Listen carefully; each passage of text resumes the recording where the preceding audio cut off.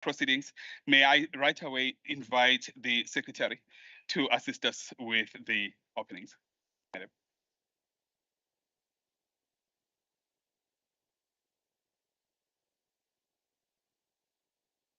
Thank you, Program Director. Good morning, Honorable Speaker, Deputy Speaker, Chairperson of Committees, Deputy Chairperson of Committees in absentia, Chief Whip, Deputy Chief Whip, leaders of parties present, Chief Whip of the Opposition, Chairpersons of Committees, all members, party leaders. Good morning. I greet you all and extend a warm welcome to this training session that has been planned for members of the KZN Provincial Legislature. It is truly a privilege and an honor to welcome members to a training such as this. As we are all aware, the global space is very dynamic and fast growing. It therefore needs all of us and puts pressure on all of us to start understanding different regimes, different environments, different technology. So there needs to be continuous development and training, which is necessary so that we can be on par, so we can keep up with changing technology, so we can be relevant to society in all facets of what we do. I am told that between the 20th and the 24th of March, it was Library Week. I'm told by the manager that heads research and knowledge management. And there was pressure on us to host the training during Library Week, but our program is tightly packed and we couldn't shift it to accommodate that. But we did think that it's important to have training on issues that address how we utilize the library and capacitate us on access to books and access to knowledge. And we should be having that at least in the month. And it's an international celebration of libraries. And you'll see lots of lovely quotes. I'm very impressed with these quotes. We don't take the time to look at it. It says a library is not a luxury, but one of the necessities of life. Libraries always remind me that there are good things in this world. A library is a hospital for the mind. And I think with the KZN legislature and the job that each of us has as public representatives, as staff in that domain, it really needs to be the hospital for our minds. So the importance of training goes far beyond for us ticking off a task, a compliance task. We recognize it as adding value. And in our environment, time is a commodity. We do not have the luxury of taking a day off for training. If you look at the work that members do in terms of service delivery oversight, you prioritize that. So there's no time for members to sit. There's very little time to sit in a room and be capacitated on the work that you do. So we take this responsibility seriously, and we do understand that time needs to be more utilized more productively. So we are living in times of new technology. The service providers that we have sourced is about understanding the new era and bringing ourselves up to speed. It is also not going to stop today. It's continuous development. I want to remind all of us as members and as staff as well, we are participating in the Commonwealth. There is a CPA Academy online course that we've sent out to all members and to staff. And as we welcome you today, we reinforce that those opportunities must be accessed by members and staff. And I'm going to allow for the actual session to continue and wish you well in this session today. And let's hope that we have a successful workshop and that everyone is free to participate fully, meaningfully, and no thought is not good for this kind of session. Thank you very much.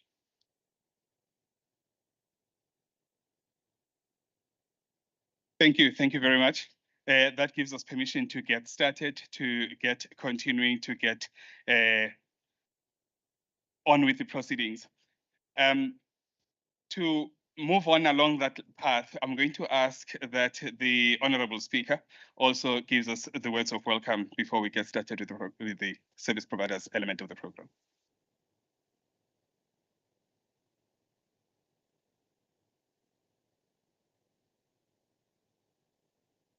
Thank you, Program Director. I call him Mfanas, because in the Lower South Coast where I come from, Omfana Futhi are called Mfanas. So Mr. Sibiya has accepted that. Thank you, Program Director.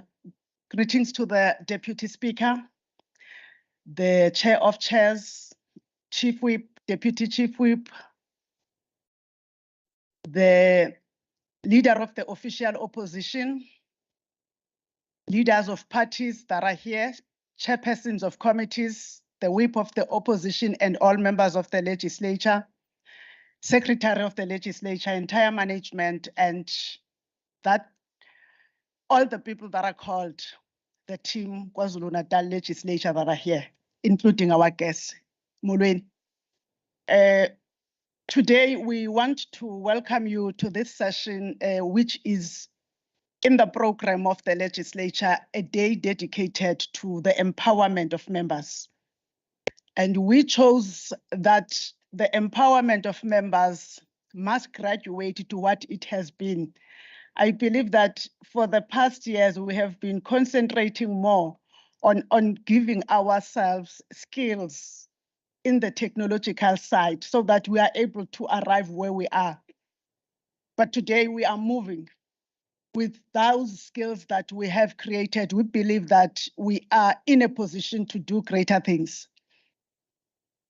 When the secretary spoke here, said that we would have loved, Mr. Pagati and team would have loved that we held this during the library week, because it's a milestone that has been achieved by the unit in the legislature that is responsible for research and knowledge, where we are now going to also be moving to library services and that are on an electronic version, the e-library. But we felt that it would be not valuable that we simply say we've launched the e-library, but members are not taken through how it works. It will not assist members. We believe that today, those that are going to impart skills to us are going to assist us to be able to use the investment of the legislature in the e-library to enrich our debates on behalf of our parties and the people who voted us, enrich how we interact with the communities when we go back to our constituencies, but also enrich yourselves, honorable members, when you go back on the campaign trail to 2024. Because 2024 campaign, like all other campaigns, is not only about you and your party. Importantly, it's about entrenching democracy. Every person in KwaZulu-Natal understanding the importance of his or her voice. Every person in KwaZulu-Natal understanding their right to choose. So as we launch this, we are hopeful, and knowing you, honorable members, we are going to use this to the benefit of our constituents where we come from. But also, we know that the rules that were revised will also need to be, from time to time, be revisited so that we better grasp and understand and apply them properly. We thought that we'll also do them. We're not saying that you are not understanding or following them. I know that sometimes you use the rule as a means to arrive at something. I'm not saying anything about your whip, Honorable Rogers. I'm not saying anything about your whip. He's my doctor. I can't say anything about him. But I am saying that from the presidium, we know that honorable members do that to the rules. But also we know that honorable members can honestly stand up and say the rule says this, because unlike the whip that I made reference to, they do not know that it's not saying that. And they honestly believe in the truth that they are saying at that particular time. So we're going to do that and help you move with the rules. But it's important, honorable members, that in welcoming you, we make use of these investments. I know that there's PressReader. How many of you are still using PressReader in your gadgets? How many? I'm not, just do that. We pay for PressReader. We are now moving, we are also adding e-reader. I wish to plead with you, the e-library, use it, visit it with an intention to enrich yourself and your community. Either way, it's paid for. By the way, I would be doing, if I don't say to the research unit, abo Pudzipo, abo Sisnoktula, abo Futhi laphaya, library services and the entire research team, we see you. We see you. Kumageba, the team at IT, and your entire team, we see you. We wouldn't have traveled this road from the 5th of March to where we are today without your dedication. Together with the entire team called KwaZulu-Natal Legislature, we see you. We stand tall because you are. Thank you. You are all welcome.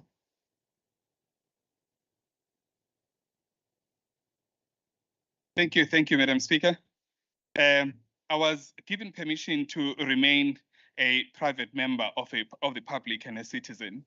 And when, as citizens, we get to witness from time to time what happens in behind closed doors like this, we indeed get encouraged. We get encouraged to hear that in these very demanding, changing times, where knowledge is a differentiator between those who succeed and those who don't, and access to that knowledge becomes a key instrument in whether or not we're going to succeed, it becomes encouraging that we should meet at a session like this to speak about making that knowledge available, making that knowledge accessible, and getting the providers that are going to assist in the journey to making sure that that does happen, to be here to assist us to do that.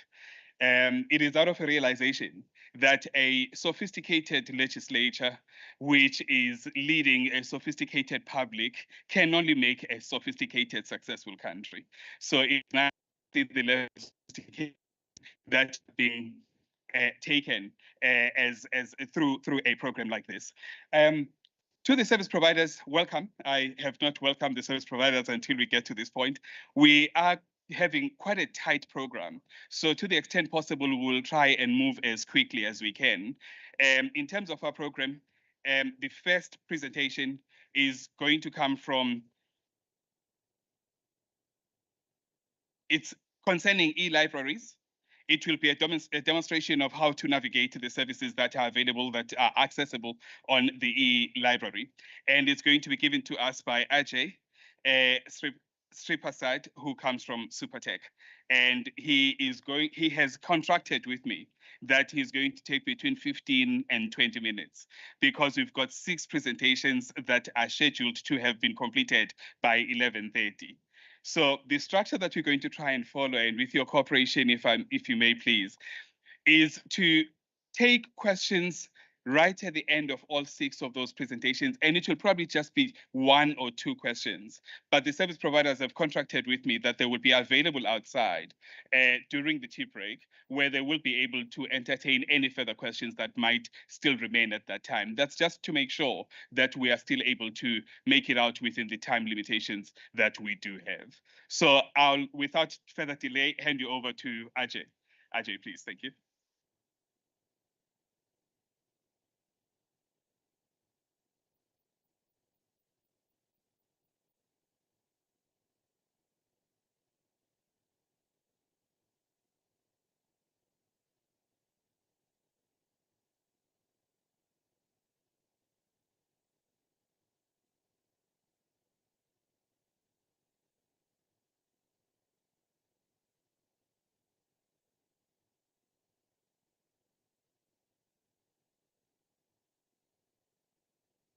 Morning, one and all. Morning, one and all. My name is Ajay Sripersad. I am here from Supertech Group, and we are the service provider that developed your e-library system. So today what we're going to do is we're going to go through a short presentation of the e-library system to give you guys an idea of what's consisted in it and how you can navigate to it, as well as all the different resources that are available on the system. Okay, so let's get going. So we have our e-library system, which is accessible via a specific URL. Okay, this URL allows you to access the e-library system on your desktop, your mobile, any sort of device that you can think of currently. It will actually adjust your screen sizes and so on to suit the system.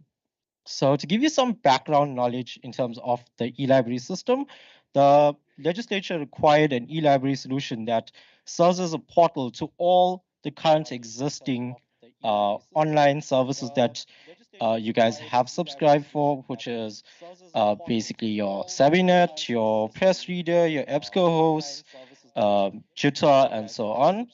And this should be accessible on multiple devices, whether you in the legislature or not. The portal should also contain a fully automated library management system, which works with your in-house library. And with this, users are actually allowed to reserve and check out a book at the library. So part of the solution outline was to create a custom developed solution, which is web-based and gives us the access to these libraries. The e-library portal allows us to integrate online libraries and resources like the EBSCOHost, Sabinet, PressReader, and much more, as well as quick links to your sites which may be of importance all in one place. Part two of the solution is the fully automated digital library, which showcases the physical books that you can borrow in the KZN library. So from your e-library system, you're able to actually go through it, see a book that you like, reserve it, collect it, and basically use it for the time. And when you are ready, you can then return the book.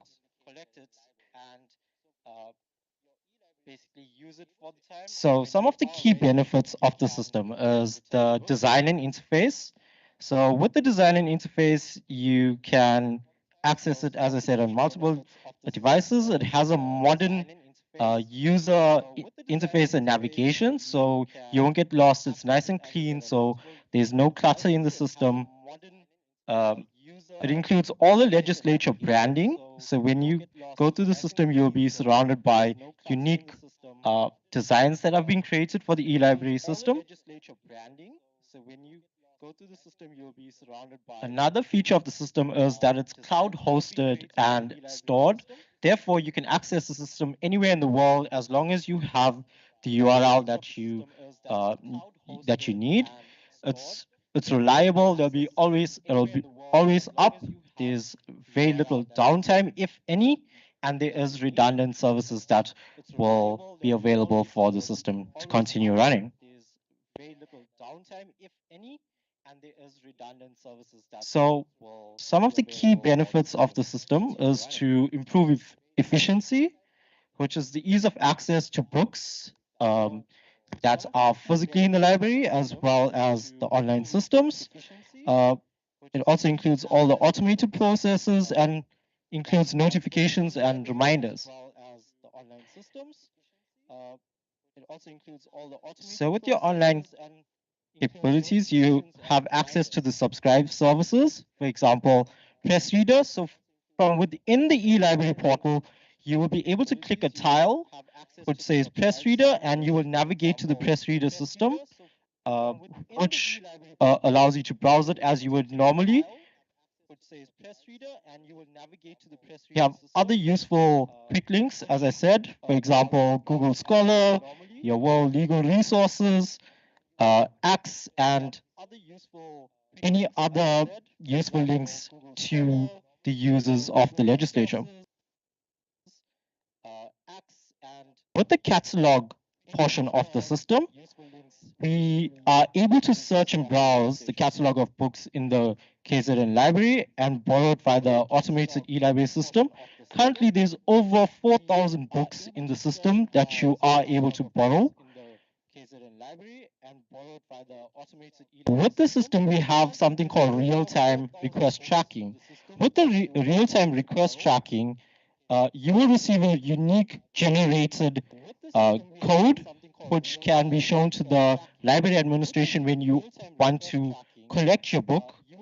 And this will be scanned and your book will be issued to you to fast track the entire process and make it as streamlined as possible. Here we go. There's an example of your QR verification on your mobile. And you can see that it's fairly simple to use. Once we get onto the system, you'll see that it's extremely user-friendly. You cannot get lost in the system, and you'll be also able to submit reviews on books that you have borrowed from the library, the physical library.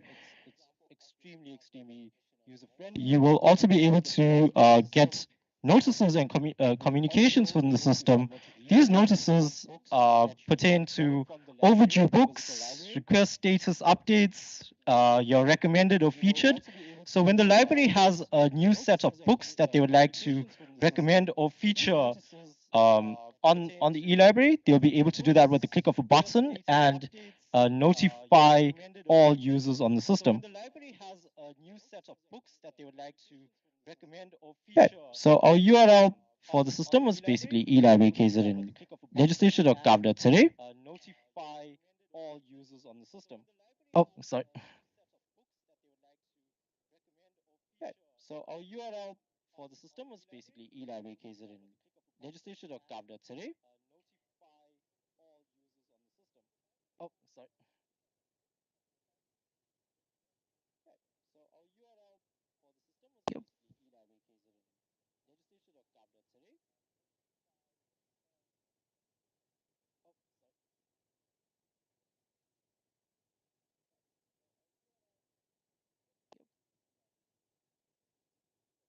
Okay. With this, we'll share the presentation and all your access rights to the users. You might not be able to log in as yet because we have to create users for each person. So the actual library administration team will do that and issue your access to you to the system. So that gives you an idea of the system logic and processes. To give you an idea about us, Supertech Group, the system has been developed by the Supertech Connect division, which is the ICT division of the Supertech Group. We do have multiple brands that fall under our group, which include brands like BMW, Mini, our Supertech e-store, which we're very proud of, and our SGGA. So what I'm going to do now is I'm going to actually switch over from this presentation, and we're going to go to the system and log in and browse around and look for a book. Okay. Our Supertech e-store, which we're very proud of, and our SGGA. So what I'm going to do now is I'm going to actually switch over from this presentation, and we're going to go to the system and log in and browse around and look for a book. Okay. Our Supertech e-store, which we're very proud of, and our SGGA. So what I'm going to do now is I'm going to actually switch over from this presentation, and we're going to go to the system and log in and browse around and look for a book. Okay, awesome. So this is the system in action. So what we can do is I can log in as a user of the system. This is on our web interface, so which is accessible via your laptop, desktop, and so on. And when you do access it on your mobile, it will automatically adjust for your screen size. Okay, so let's go ahead and log in. On the system, when we log in, you'll see that we already have a list of recommended books that we put in to showcase the feature. You can see in terms of navigation, it's a simple scroll. You're also able to navigate to your online libraries from here, like your Sabinet, your PressReader, straight off hand. To showcase the feature. You can see in terms of navigation. Yeah, it's just taking a little while to refresh. You're also able to navigate to your here we go. Libraries from here, like your Sabinet, your PressReader. Okay, so from the system, we basically can click on a tile and we navigate it to our WordPress system. Just taking a little while to refresh.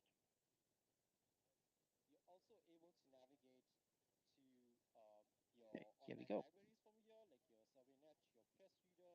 Okay, so from the system, we basically can click on a tile and we navigate it to our WordPress system.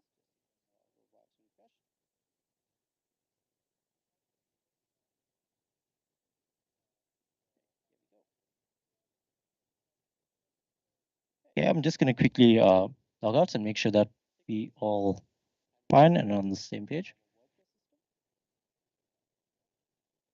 Okay, so let's go back in, log into the system.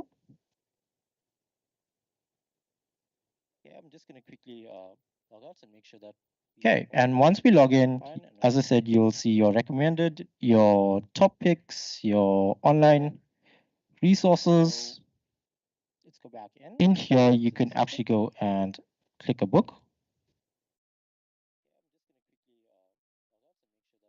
Okay, and once we log in, as I said, you'll see your recommended, your top picks, your online resources.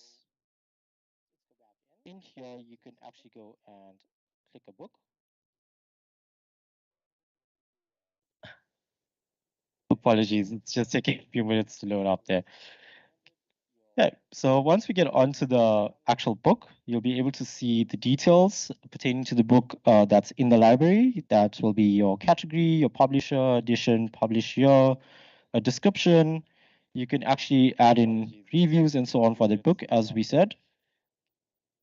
You'll see that we have 4 main tabs on top of the page, which is your online libraries, your My Books, dashboard, and your catalog. So in terms of our catalog, we're able to actually navigate to this page and get our search facility, whereby we can browse the books and search for them via title, category, author, and so on. When we find a book that we do like and we would like to reserve it,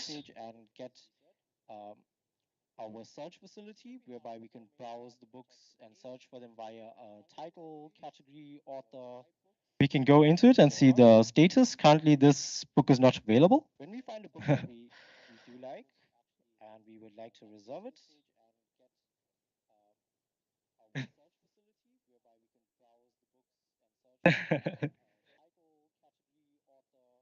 we can go into it and see the status. Currently, this book is not available.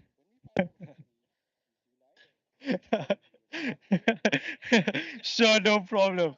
Let's just try. I promise you guys, it's all at random, so it's. And unfortunately, our psychology book is also not available because we've been testing the system with the team. Sure, no problem. Let's just try. I promise you guys, it's all at random, so it's. And unfortunately, our psychology book is also not available because we've been testing the system with the team.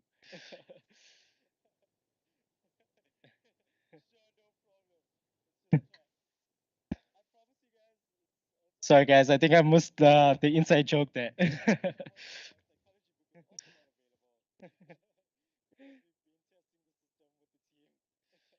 Okay, while we actually waiting for this, so we can try and go to the My Books tab, which will actually show you all the statuses of books that have been borrowed and how an order looks, so that you can access your book at the at the administration for the library, which will actually show you all the statuses of books that have been borrowed and how an order looks, so that you can access your book at the administration for the library.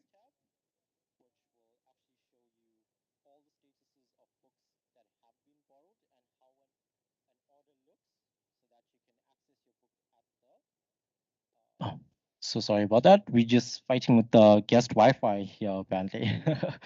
Users, I'm just going to change over to a different Wi-Fi and then we'll continue from here. Sorry about that.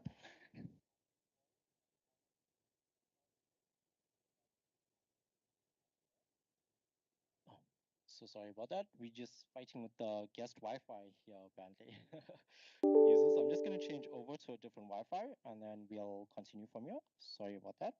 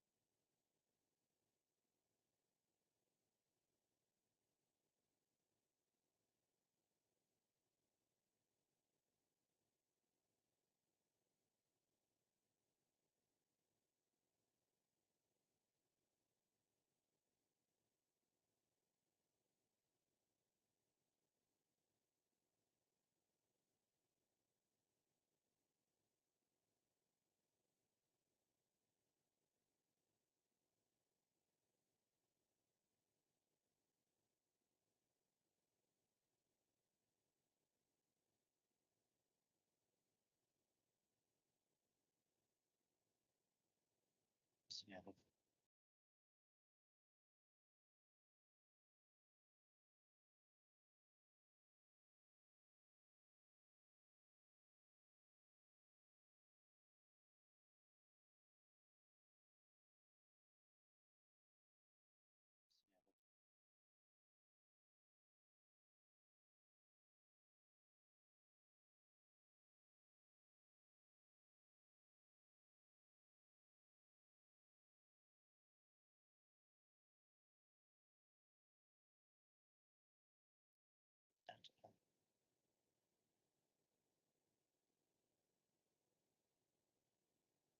Yeah.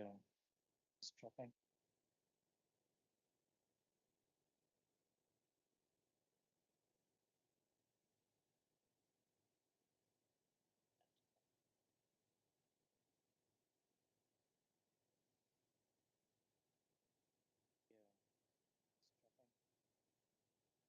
So sorry, guys. While we're waiting for that, do you have any questions so far in terms of what we've seen in terms of the system?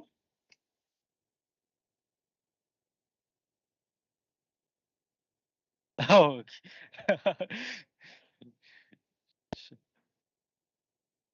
So sorry guys, while we're waiting for that, do you have any questions so far in terms of what we've seen in terms of the system?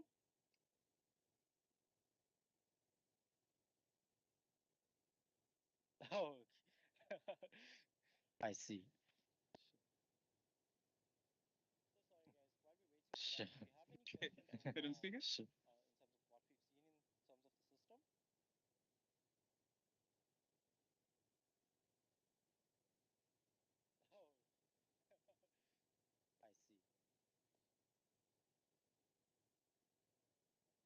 see.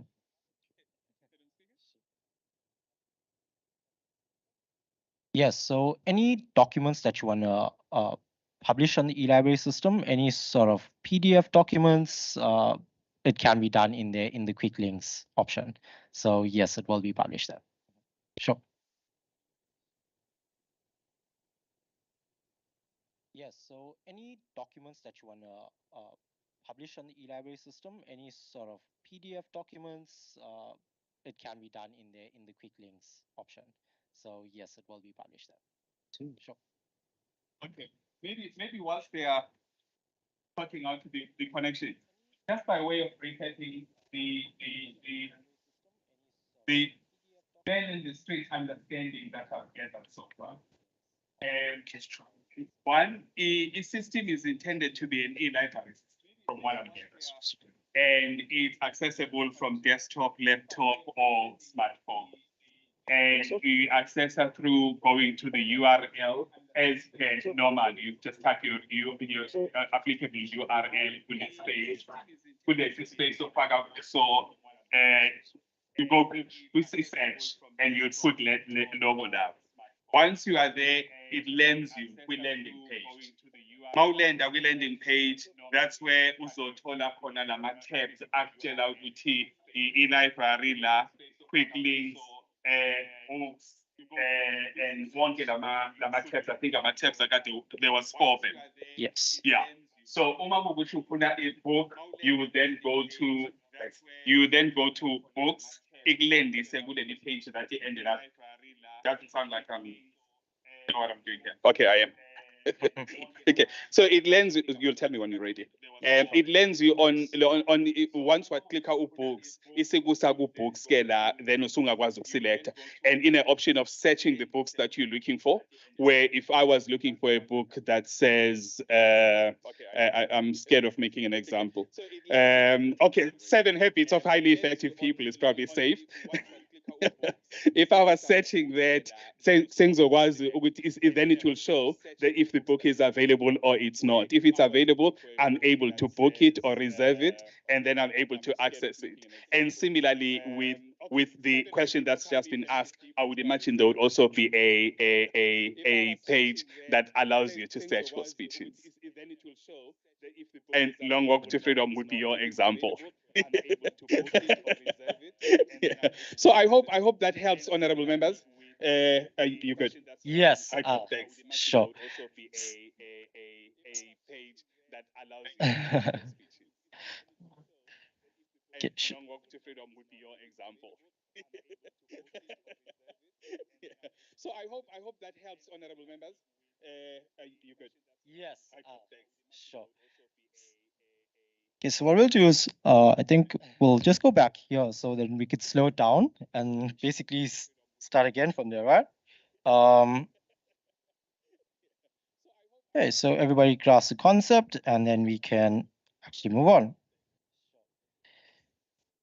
Okay, so what we'll do is, I think we'll just go back here so then we could slow it down. So in terms of the catalog in the system, so this is where basically you browse your books that are physically in the library.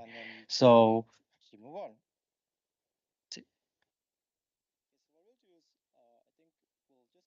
Okay.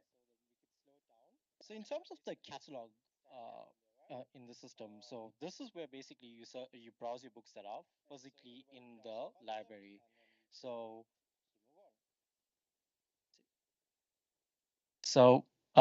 with your catalog, when you log into the system, we go to the browse option, so where you can browse their existing books, and then in there you'll be able to reserve it. Okay, so when we say reserve it, we basically saying, okay, we want the book from X date till Y dates, and we send that request off to the library, and they acknowledge it. Once they acknowledge it, we receive an email as well as a notice in our app that allows us to go through and collect the book from the library. So that's the crux of actually reserving a book in the library and fetching it. In terms of your online services basically are just tiles that redirect you to your current services. However, it's all in one single portal so that you don't have to log into multiple portals and remember all those URLs, whereas it's all available in one place. So with this as well, you would be able to see all our system tracking and basically use your library in the palm of your hands, basically, in terms of the system. So with that, what I'm going to do is I'm going to end there. Actually, I'm not going to waste any more of you guys' time. I know we're having a few difficulties here, so I'm just going to give the next service provider some space to actually go through. Yes, that's it. Thank you very much. If you have any questions, I'll take them now. I'm not going to waste any more of you guys' time. I know we're having a few difficulties here, so I'm just going to give the next service. Thank you very much, everyone. Space to actually go through. Yes, that's it. Thank you very much. Ajay, you'll be available during tea. Should there be any further I'll questions? take them now. I'm not going to waste any more of you guys' time. I know we're having a few difficulties here, so I'm just going to give the next service. Thank you very much, everyone. Space to actually go through. Sanibona, honorable members. I announce that Ajay will be available for the rest of the day today, but also we've asked him to be available from today till Friday in the office to assist you. Should you want to come and so he can show you as you navigate. He will be stationed in the staff canteen. We've also asked some of the service providers, like especially for PressReader, Fatima will be also available in our staff canteen to assist you, so you can navigate on the app. So in the next 3 days from today till Friday, you can, as you come to the office in our staff canteen, they'll be available to assist you, but also they'll be available during the course of the day today. Thank you. So you can navigate on the Okay, app. thank you. Thanks, So Ajay. in the next 3 days from Thanks for today till also Friday, being the trailblazer who takes the first slot with all the teething problems that it comes with. Well done. Thank you. Thanks very much. So we're going to move very quickly to the next presentation. And as we go through this, I often wonder, how much do we make it? How much of a decision do we make as people to say, whatever resource is made available to me, I'm going to sweat it. I'm going to make sure that I use it to its maximum benefit, because we can only be better if we make a decision that we are going to sweat these resources. It sounds like it's a great resource. It sounds like it gives us access to information on the palm of our hands.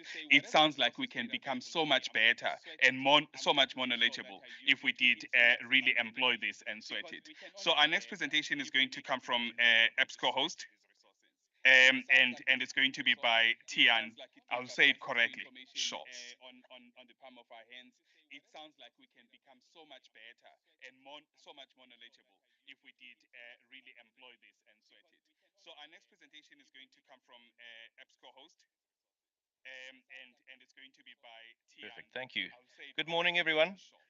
Thank you so much for your time and being here today. My name is Tiaan Scholtz, and I'll be doing a brief overview of the EBSCO online product that you have access to.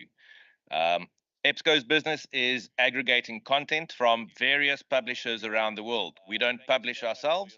We go to publishers like Wiley, Juta, LexisNexis, Taylor and Francis, etc., and we get their content to be on our platform, and then we create specific databases like a political database, a medical database, an engineering database, and that all focuses on those peer-reviewed journals.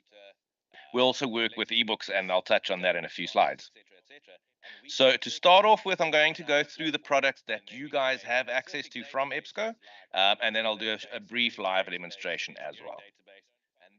So the first product that you have access to is what we call Academic Search Premier. Academic Search Premier is a multidisciplinary database. It covers various subject areas. It contains over 2,000 full text, non-open access, meaning not for free ebook or journal titles. If you had to buy these titles, it would cost a packet of money. So it's a very valuable database. It covers various subject areas, things like chemistry, psychology, physics, zoology, law, etc., etc. It helps people that are busy studying in various fields. The next journal database is called Business Source Premier. Self-explanatory, right? It covers your business aspects, things like HR, finance, leadership and management skills. This collection contains 772 non-open access full text journals. This means that you have access to the article level of those journals. Everything is included. Something else that's included is things like case studies, SWOT analyses, market research reports, videos from Associated Press. The third database is what we call Political Science Complete. This database contains over 440 non-open access full text titles with backfile. Some of the subject areas covered within this database, things like ideology, democracy, political systems, political theory, political economy, etc., etc. Very focused in your area of expertise. The final database that you have access to from EBSCO is our academic ebook subscription collection. This database consists of over 237,000 complete ebooks in various disciplines or subject matters. And all of these ebooks are available on an unlimited user basis. So that means 70 people can read the same book at the same time, 90 people can read the same book at the same time. Where do you find this? On the EBSCOHost platform. I'll show you the link on your app that we went through earlier. The EBSCOHost link is there. If you click on it, you will be asked for a password, a username and password. Please speak to Zondi, to Fundi Zondi. She will have that password. She can share it with all of you, and you can use that to either browse online or on your mobile devices. Speaking of mobile devices, EBSCO also offers a mobile app. It's a free of charge mobile app. You can download it from Android or Apple devices. If you make use of a personal EBSCO account, which is free to create, that account will also allow you to log in via the mobile app. So you only need to remember that password. You don't even need to remember the legislature's password. Things like returning back to the app after you've worked online. It syncs to each other, so it remembers what searches you did. It can save all of those files and articles that you read. So if you're on the move, you've got everything in the palm of your hand. User functionality of your smartphone transfers to the app. So things like face recognition to remember your passwords. You can text or email various of the articles or ebook links to your colleagues. This is just a rough idea of what the mobile app would look like. The first time you sign in, you'll see the screen on the left-hand side. It'll ask you which institution you belong to. Type in KwaZulu-Natal Legislature, it'll pop up, select it, and you'll be asked for either your personal username and password or that one that Fundi can give you. Once you've logged in, it remembers searches that you've did, so it gives you ideas of what you could search for again. Type in KwaZulu-Natal Legislature, it'll pop up, select it, and you'll be asked for. Correct, yes. Oh, she's the she's the librarian at KZN Legislature. It remembers searches that you've did, so it gives you ideas of what you could search for again.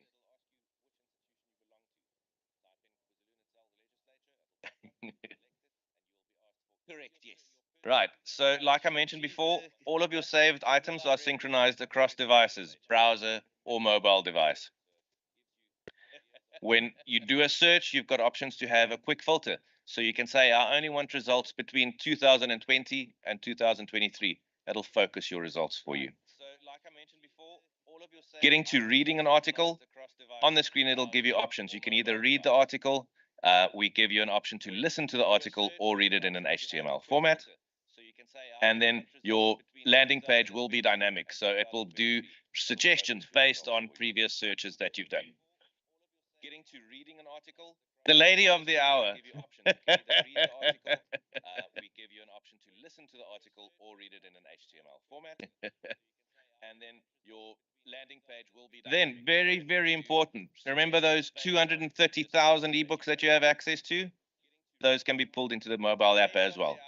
Okay, so when you do a search and you find an ebook, it tells you how many copies are available. Remember I said, in your case, it's all unlimited, so everybody can download to their devices. When you download a book, it will ask you how long you want the book for.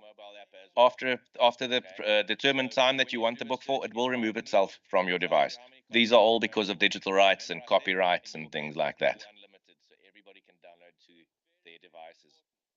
No need for any specific other software to get the ebooks to work. It's all built into the EBSCO mobile app. Okay, so you just need that one. All right, on your app that has been built for you, the EBSCO link is right there. It's very simple. Click on it and you'll be taken to the EBSCO sign-in page. Let me show you what that looks like. All right, I've signed in already. And once I've typed in the username and password, this is the screen that you will be faced with. In the center of the screen, it looks like Google. Single search box. We try and make it as easy as possible. Okay? You guys are not going to find Google results in here. You're going to find peer-reviewed articles, things that are important. Below the search box, we've also included the QR codes for the mobile app. So you don't even need to go into your app stores to go and search for it. Just scan it and it'll take you directly to the app. So let's do a search example here. As I start typing, it does exactly the same as Google. It gives me search suggestions based on top search terms that have been searched throughout the world. Let's say I wanted to search for legislative branch. Clicked on that suggestion and it comes up with 20,000 results. Remember, this is one platform and you've got 4 different products from us. It's searching across all 4 at the same time. You don't have to jump left and right and go to the different databases. We've set it up so that it searches across them all. That's why your first result over here comes from a journal article. The second result is an ebook. And they all filter into the result list based on the most relevant terms that you typed in. If you did a search term that was very, very broad and you came up with 200,000 results, you may want to kind of filter that a little bit, right? And you can do exactly what I mentioned earlier as in the mobile app. Over here, you've got all your limiters. I've already limited. I only want full text content. I don't want abstract and index only. I want full text articles and books. My date range here, though, that goes all the way back to 1889 because you've got archive content as well as the latest issues of these journals that you have access to. So let's say I only want content from 2021 through to 2023. You'll see that that result list now drops to 1,700 results. Much more focused, much more recent results, and that's what you want. Your result list also includes some of those videos from the business database. Ebooks. Let's have a look at this ebook as an example. From here, I can go straight to the full text of this ebook by clicking on PDF full text or EPUB full text. If, however, I wanted to see more information about the book, get an abstract, see who it was written by, when it was written, just click on the title of the ebook and it takes you to that detailed record. It tells you who the author is, there's your description of the book. It tells you what publisher permissions there are. Publishers have certain restrictions on ebooks. Articles have no such restriction. It's normal PDFs. You can download it, save it to your computer, read it tomorrow when you're not even connected to the internet. Ebooks, on the other hand, have those rights management built into them. Remember, checking in, checking out. But the publishers do offer up to 100 pages in this example, where you can save 100 pages as a normal PDF document, sorry, as a normal PDF document, which will never ever expire. So let's see what the book looks like. I'm going to open up the EPUB version. So let me explain what the difference is between an EPUB format and a PDF format. Your PDF format is an exact duplicate of what the print version of that book would look like. Your page numbers would be exactly the same. It's a duplicate. EPUB is designed for digital use, for smaller devices to save on data and things like that. So it shapes itself to the size of the device that you're using. So on the left-hand side, here's the cover of the book. On the left-hand side, we've got the table of contents. And if I wanted to jump through to chapter 5, I simply click on chapter 5. You'll see next to chapter 5, there's a little download button over here in blue. If I click on that, it gives me the opportunity to download just this chapter in a standard PDF format. No need to download for a week or whatever the case is. I select chapter, and it's 11 pages long. Click on download PDF, saves it to my computer. Some of the tools included in both the articles and ebooks are things like saving the document to your personalized folder for later reading. You can email an article or certain pages from this book to yourself or other people without going into your Outlook. You do it directly from the browser. You can print pages. We've included a citation tool. We offer up to 12 different citation formats. In South Africa, we mostly use the Harvard version. Simply scroll down to Harvard, copy and paste, your citations done for you. On the ebook side of things, we also include a dictionary. So if you are on a page and you're looking for a specific word to get more clarity on it, click on dictionary, paste that word there, and we will give you the definition of what that word means. If you use a reference manager, we've got a tool to export your citation to in various formats, things like EasyBib, RefWorks, EndNote. You can export straight to those tools directly from EBSCOHost, articles and ebooks. If you want to share anything, maybe an article, or if you want to share this page of an ebook, but you don't want to send the PDF, you just want to send a link, click on the permalink button over here. It generates a permanent link that never ever expires. And if I send that to you, it'll take you to page 53 of this book, not necessarily the first page. It takes you to the page where you created that link from. And you can save to your Google Drive as well. Lastly, on the browser side of things, you can do a full download of the ebook. It is a little bit more complicated. It will ask you to sign into your personal account, same as on the mobile app, but you will also need Adobe Digital Editions installed on your computers. Okay, it is a digital rights management software. It doesn't work like your Adobe Reader for normal PDFs. It works like an e-reader for your laptop. My suggestion is don't use the desktop for downloading ebooks. People don't walk around with their laptops to read an ebook. They prefer smaller mobile devices, a tablet, a phone. Download the app, save it on there, read it when you go to bed. The last thing I want to show you today is just a basic search or what an article would look like in a result. They prefer smaller mobile devices, a tablet, a phone. So let's do a search for legislation. Here's a massive result list, 324,000, but it's a broad search term. Scroll down. Number 6 is my first journal article that I'm finding.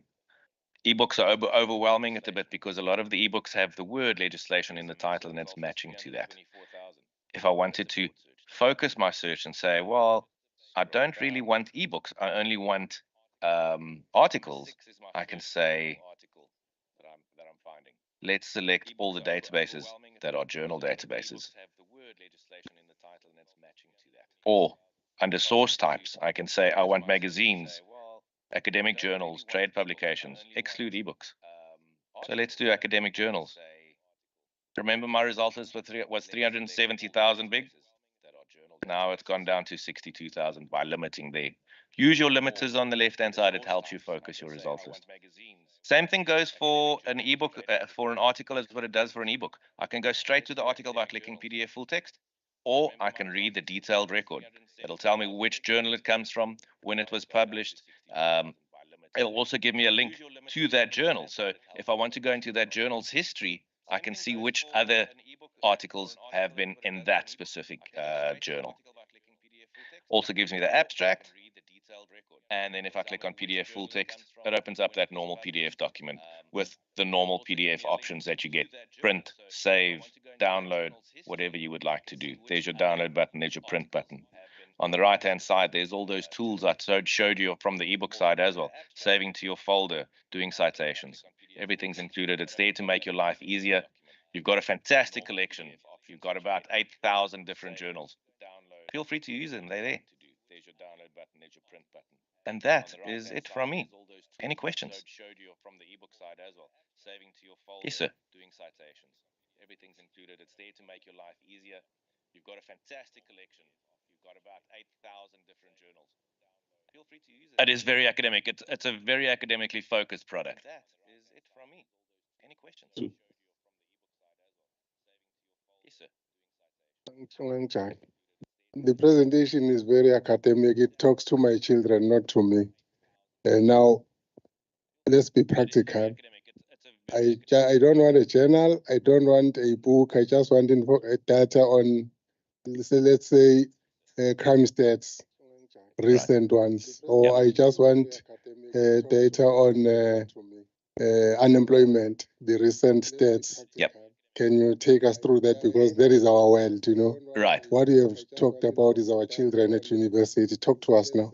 Right. So what you are looking for are things like market reports or industry I'm reports, doing my things speech like on that. economy, and I want to be practical. I want to refer to the recent unemployment stats. Yep. Take me down that. So you are looking for local information. This is an international database. Exactly. This is not going to give you what you're looking for, is what I'm trying to say. Or industry reports, Doing my things speech like on that. economy, and I want to be practical. Excuse I want me? to refer to the recent unemployment stats. Yep. Take I me can't down that, hear. So you are looking for local information. Well, I'm following up to say you don't have local information. Are you saying that? There's a little bit of local information, but when you're looking at specifics like crime stats and things like that, I can't help you with that. I can tell you who the owner is of ShopRite, and I can tell you what their turnover was last year, and I can tell you how many employees they have and how many branches they have. Yes, those market reports we have available, and they will come up in your result list. But when it comes down to things like crime stats, we just don't supply that. I can tell you who the owner is of ShopRite, and I can tell you what their turnover was last year, and I can tell you how many employees they have and how many branches they have. Yes, those market reports we have available. So the market reports and things like that. So the same thing goes when you do a search. Let's do that. Do a search for ShopRite, and I'll show you how that works.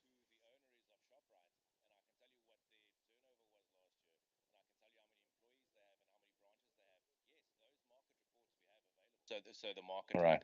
So the first few results here are all from journal contents, from journals.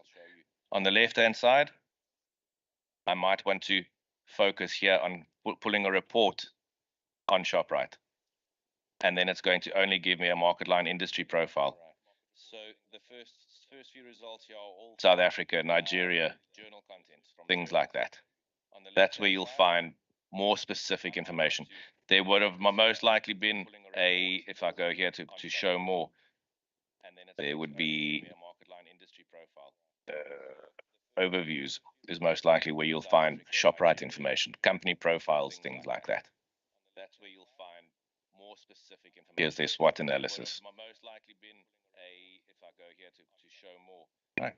Any other questions? Fantastic. Thank you so much for your time. Enjoy the rest of the day. ShopRite information, company profiles, things like that. Here's their SWOT analysis. Right. Any other questions? Fantastic. Thank you so much for your time. Enjoy the rest of the day.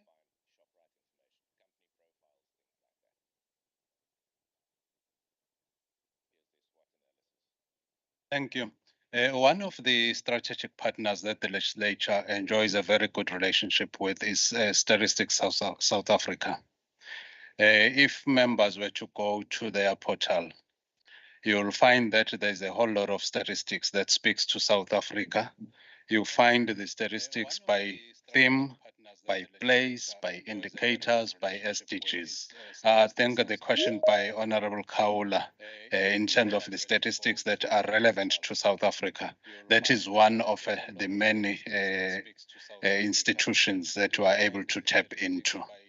And I know that it is focused on members being able to access that themselves.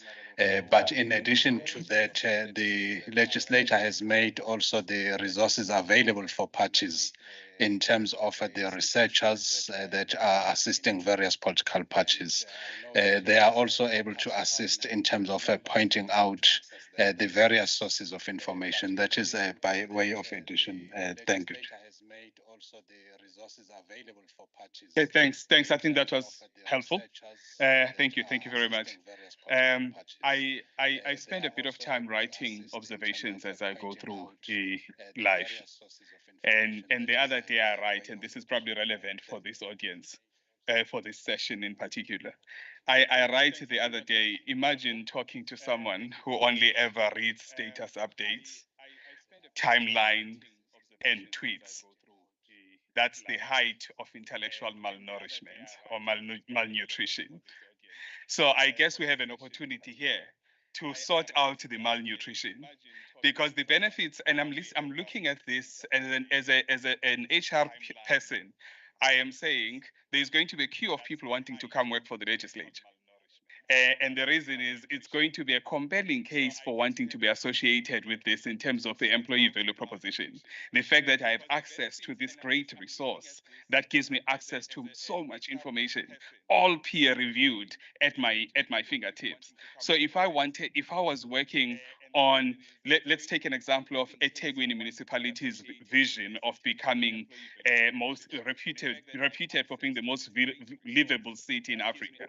What are the elements that makes a city a livable city?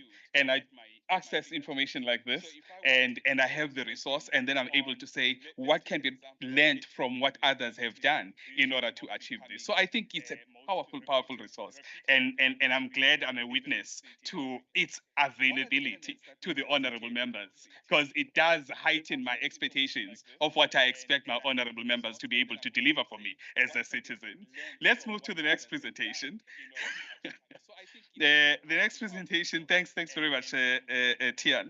The next presentation is from PressReader, represented by Fatima Khan-Amra, who's had to travel from very far away.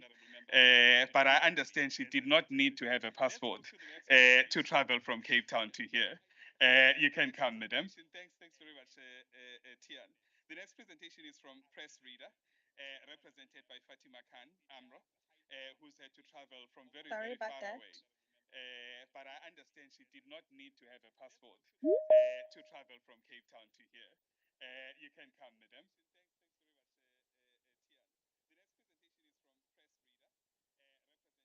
Yeah, I know. I don't want to speak.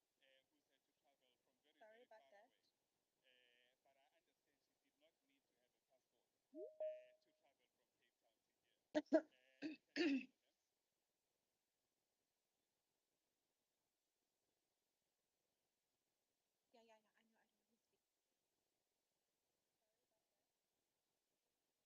So I'll just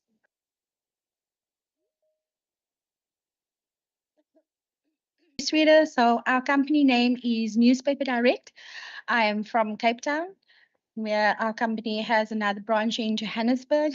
And I will be talking to you about PressReader. Just a small overview of PressReader. It has 7,000 publications on the platform. PressReader is based in Vancouver, and our company, Newspaper Direct, is an authorized agent for PressReader. I've been doing PressReader for the last 10 years. I'm the account manager for KZN and Western Cape. So I deal with libraries, government institutions, hotels as well. So my work ranges over a wide spectrum of not only government departments, but everywhere in South Africa. So this is my presentation. I'm just going to go through it very quickly, and then we're going to go do a live one. I'm hoping that everybody has brought their devices. Please excuse my voice. I've been here in KZN since last week, and I flew back on Friday evening, and I'm back here today. I think the weather was just too much for me, and I was driving with aircon full blast, and my voice is a bit messed up. So please bear with me. So, like I said, there's 7,000 publications on the platform. It will cover all your provinces, over 120 countries with 60 languages. And as you can see, there's just a small spectrum of departments that we cover, libraries, etc., universities, public libraries, government departments throughout all the provinces. So with PressReader, you don't really need to have internet. Once you've downloaded your publication, you can switch off your data, you can switch off your Wi-Fi, and you can read it whenever you want to. If you're on the plane, you can read it at that time. So once you've downloaded, it literally takes 20 seconds to download. So you can access your PressReader on any smartphone. So you don't need to have an iPhone. You don't need to have an iPad. You can get any smartphone, not like I'm going to advertise a specific store, but you can get it at Ackermans or Pep as well. So really takes sorry. So on your iPad or on your tablet that you will have, you can access your PressReader. You can access your PressReader like that, and you can have it all on your fingertips, or you can have it on your smartphone. With the access that you currently have with all the members, you can access your PressReader on 3 devices. So your smartphone and your tablet or your iPad, and in your laptop as well, or your desktop. So you can activate all those 3 devices with your account details, which is your email address and your password, which was given to you, I think by Futhi. So you can activate all those 3 devices with your account details, which is your. This is just a small overview. Don't really need to get that. So with on-site and off-site, if you are at the library, utilizes the Wi-Fi. And then if you go home, you don't need to access anything at all. You can just, the once it's downloaded, it's on your devices.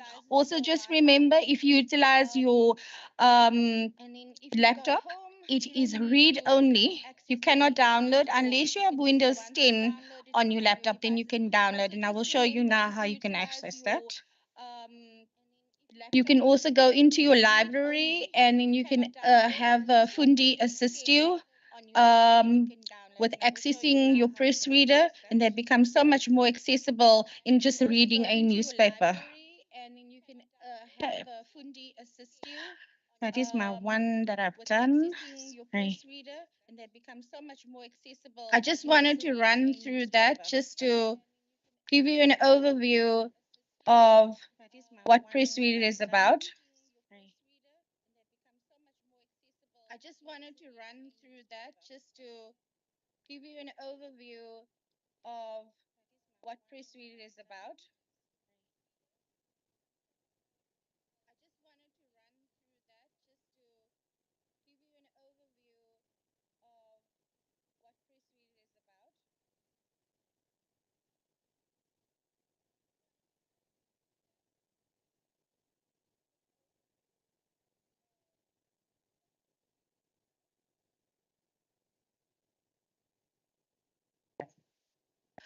So with everybody having access to PressReader, PressReader has made it very easy for everyone to log in. So you have a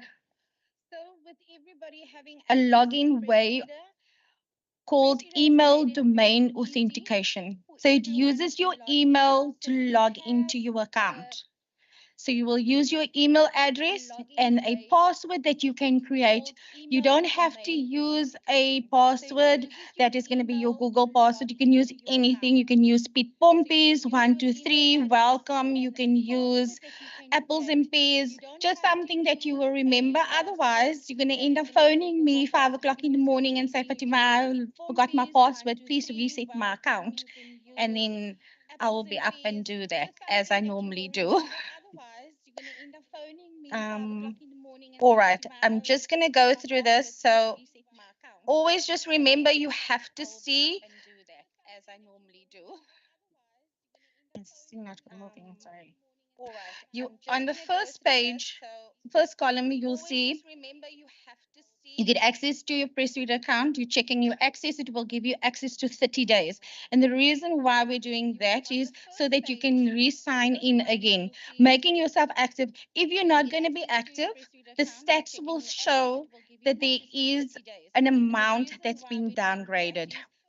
So when they look at the stats at the end of the month, they'll see, okay, what is happening now? You got PressReader, it's been paid for, the legislator pays lots of money for it, so everybody must utilize it. You have to see the welcome note. You see in this one here. This welcome note says, welcome to your library. We will say, welcome to KZN Legislature. You can now access your publication. So you click on your publication, and I just want to go into that one quickly. Sorry. You can now access your publication. So you click on your publication, and I just want to go into that one quickly. Sorry.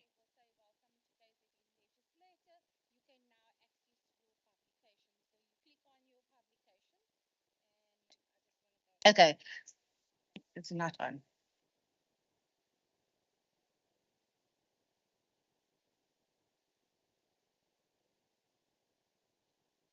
Okay, it's not on. Yeah. So what we're going to do first is, and I'm hoping that everybody brought their devices. I'm going to go into PressReader.com, and this is the site. This is not the app. We're going into PressReader.com. Sorry. I'm going to go into PressReader.com, and this is the site. This is not the app. We're going into PressReader.com. Sorry.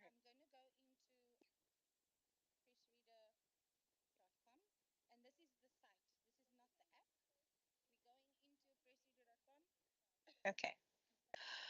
So we'll see this. If you've signed in already, you will have something like a little circle there, and will have your initials on. But this is the way that you need to sign in now. If you can please maybe just write this down, or you're going into library or group. But this is the way that you need to sign in now. If you can please, and in library group, you go to select, go to legislator, and you go to KwaZulu-Natal Legislature. Then you will have been prompted with this, where it says your library group signing, government, which is KZN Legislator. Please use your email for registration. Then you go to sign up. You put in your email address. You put in a password. Your first name, if you want to, or you can just put in initials. You don't have to tick on general updates or new users. And then you click on create my account. If you already have your account created, and I'm going to go into Fundi's account quick. If you already have your account created, and I'm going to go into Fundi's account quick. If you already have your account created, and I'm going to go into... I'm writing the name now. It's going to take me for that now.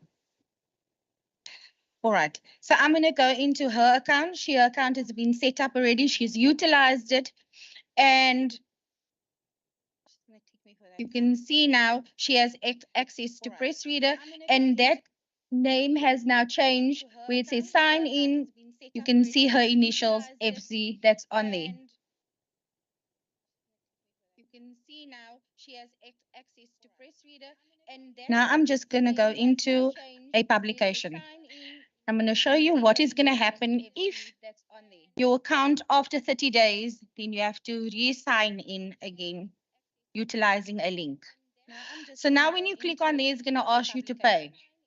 I'm going to show you what is all you do is you go into any publication. So we click on the Mail and Guardian. And you'll see there it's locked. There's a lock key there. You click on that lock key and it will ask you, would you like to continue? Would you like to submit? Your details is already in there and you click on submit. And you click close. And it will ask you. Once that is done, you will be sent a link on your email. And I'm hoping that Futhi is here to actually do that. She's outside. Once that is done, you will be sent a link on your email. And I'm hoping that Futhi is here to actually do that. She's outside. Once that is done, you will be sent a link on your email. And I'm hoping that Futhi is here to actually do that. She's outside.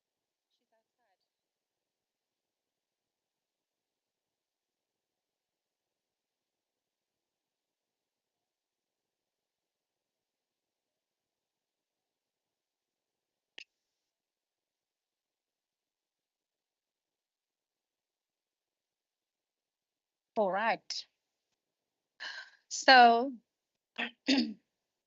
now, once you've received a link on your email, click onto your PressReader because that link will take you straight to PressReader and you will get your green coffee cup. You will see there, welcome to KZN Legislature, select your publication and now your complimentary access or your access will be for another 30 days. And that is what you do every 30 days. If we look on selecting your publication, select your publication and now your complimentary access or your we can go into it now and it won't be locked. So we go into the business day, for example. Sorry. You'll see there's the business day, the date there, 29th of March. We click on that publication. And it will say, this issue of the business day is brought to you by KZN Legislature. If you go down, click on that publication to your calendar, you can see you can go back to 3 months of your publications. You have access to archive publications up to 3 months. You click on the 11th of January, for example. You can go back to 3 months. The 11th of January's publication will be on there. This is a perfect tool if you are running media monitoring, if you want to access certain key accounts. This is a perfect tool if you are running media monitoring, if you want to access certain key accounts. This is a perfect tool if you are running. You just go back to the first one. Media monitoring. If you want to access certain key accounts. You just go back to the.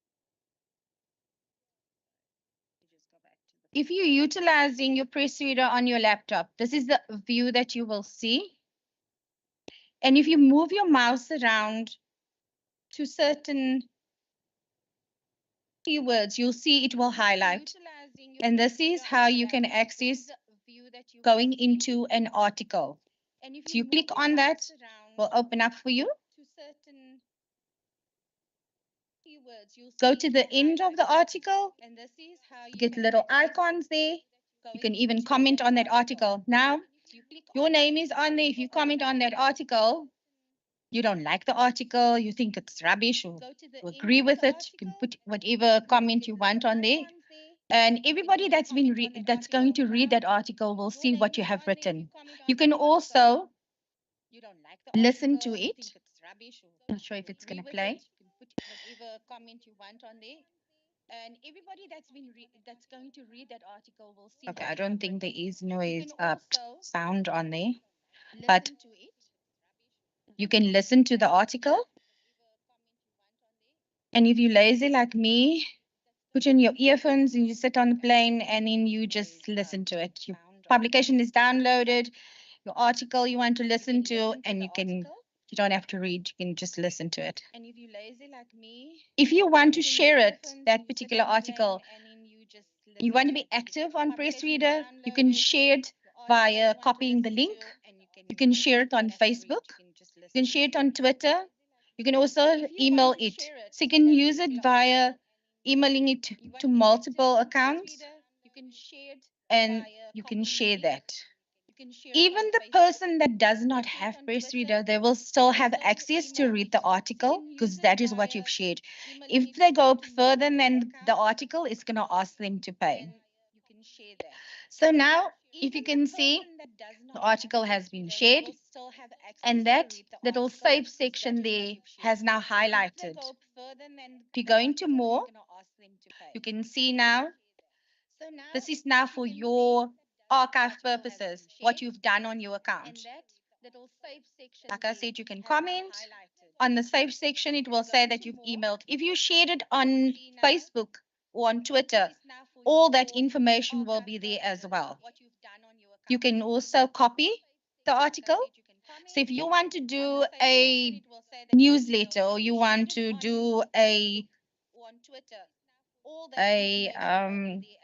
share it amongst your department, you can do extractions, you can select all, you can copy this, put it on your email and send it off like that. Or you can just do an extraction. Share it amongst your department. You can just do an extraction of the article and send it off like that. Or you can just do an extraction. You can copy this. Copy that part. And then copy this and put it into an email. You can copy this. Copy that part. You can also upvote the article and downvote the article. So if you don't like it, you can click on it and you say you don't like it. If you do like it, you can click on there as well. You can also upvote the article. I just want to go into, I'm not sure if this will pop up. If you do like it, you can click on there as well. Sorry, just 1 second. I just want to go into, I'm not sure if this will pop up. I'm going to show you the PressReader app. So the PressReader app is on here. On your Windows 10, if you download the PressReader app,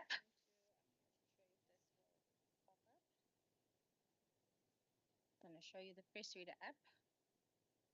You can go in there. It will download for you. It's a free app.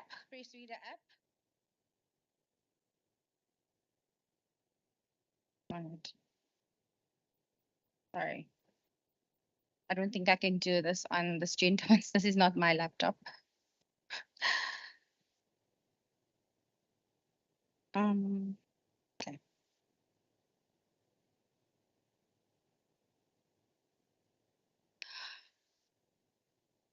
No, it's fine. I just also want to go into the search button. Say, for instance, we're going, obviously elections coming up soon, and we want to go through and do our search in terms of KwaZulu-Natal Legislature, and we're putting in keywords, for example. You can go in there, it will download for you.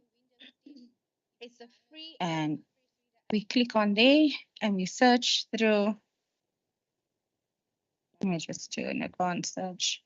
I think maybe I wrote the name wrong. Do this on the student. This is not my laptop.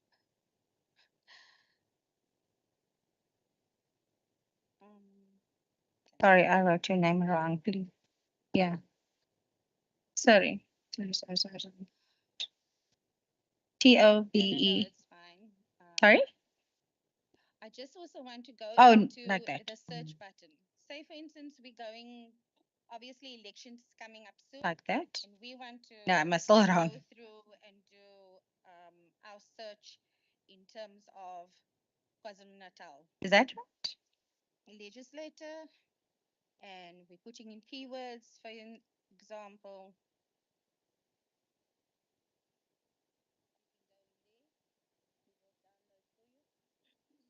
This is not what I actually found.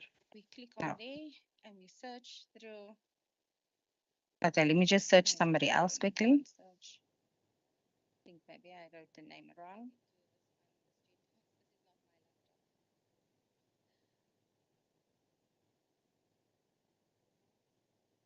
Sorry, I wrote your name wrong, please. Yeah. So if we do a search, on a specific person, you put in their name in inverted commas and their name and surname will pop up, and you will see the latest article that's been written about them will be the first one. You can see that the 3rd of March.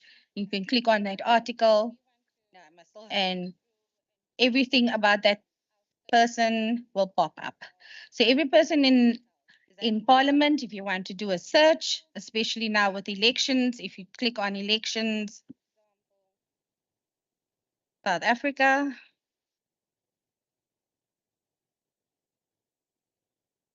This is not what I actually found. No. Okay, let me just search somebody else quickly.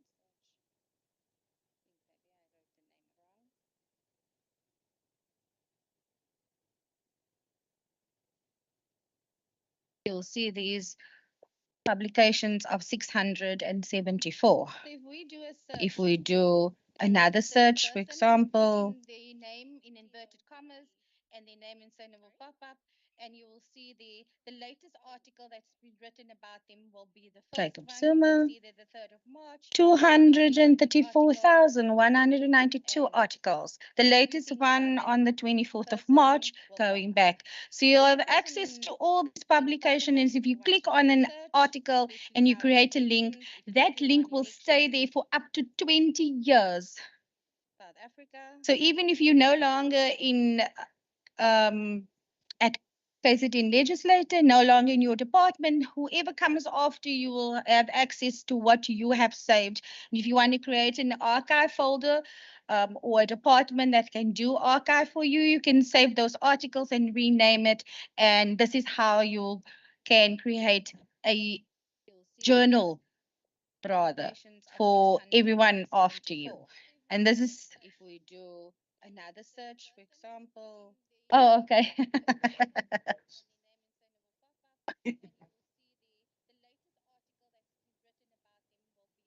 Was I thumbs up? 234,192 okay. So this is just an overview, and I will be available to assist you with your. So you can create, this is, you can do and play around with your account if you want to. You can go to advanced search as well, and then you can click on any publication that you want to, and you can see which one it is. If you want all 7,384 publications, you can click on that because it's going to do a wide search.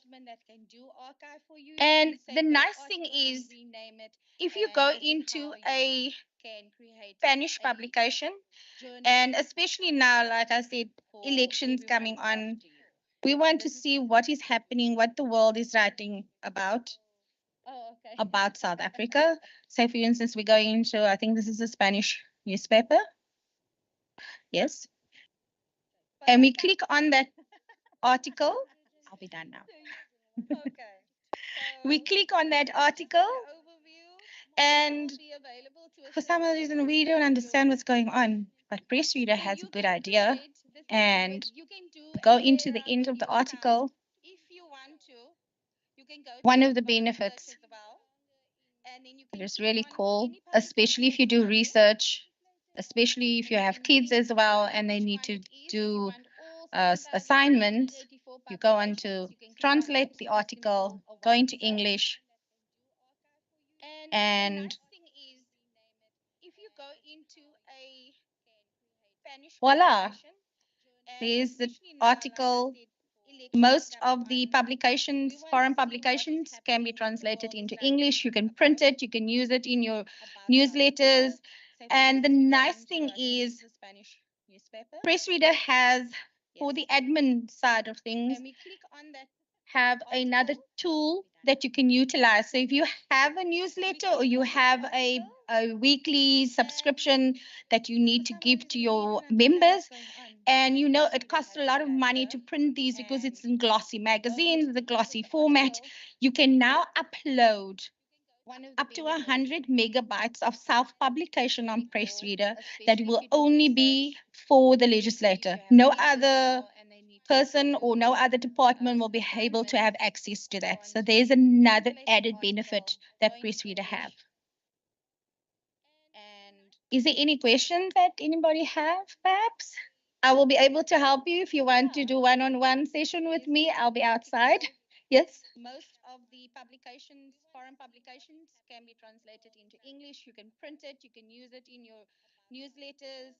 And the nice thing is, PressReader has, for the admin side of things, have another tool that you can utilize. So if you have a newsletter or you have a I want to know that after this, are you going to give us some documents as guide if you want to implement this thing when I'm alone now at home?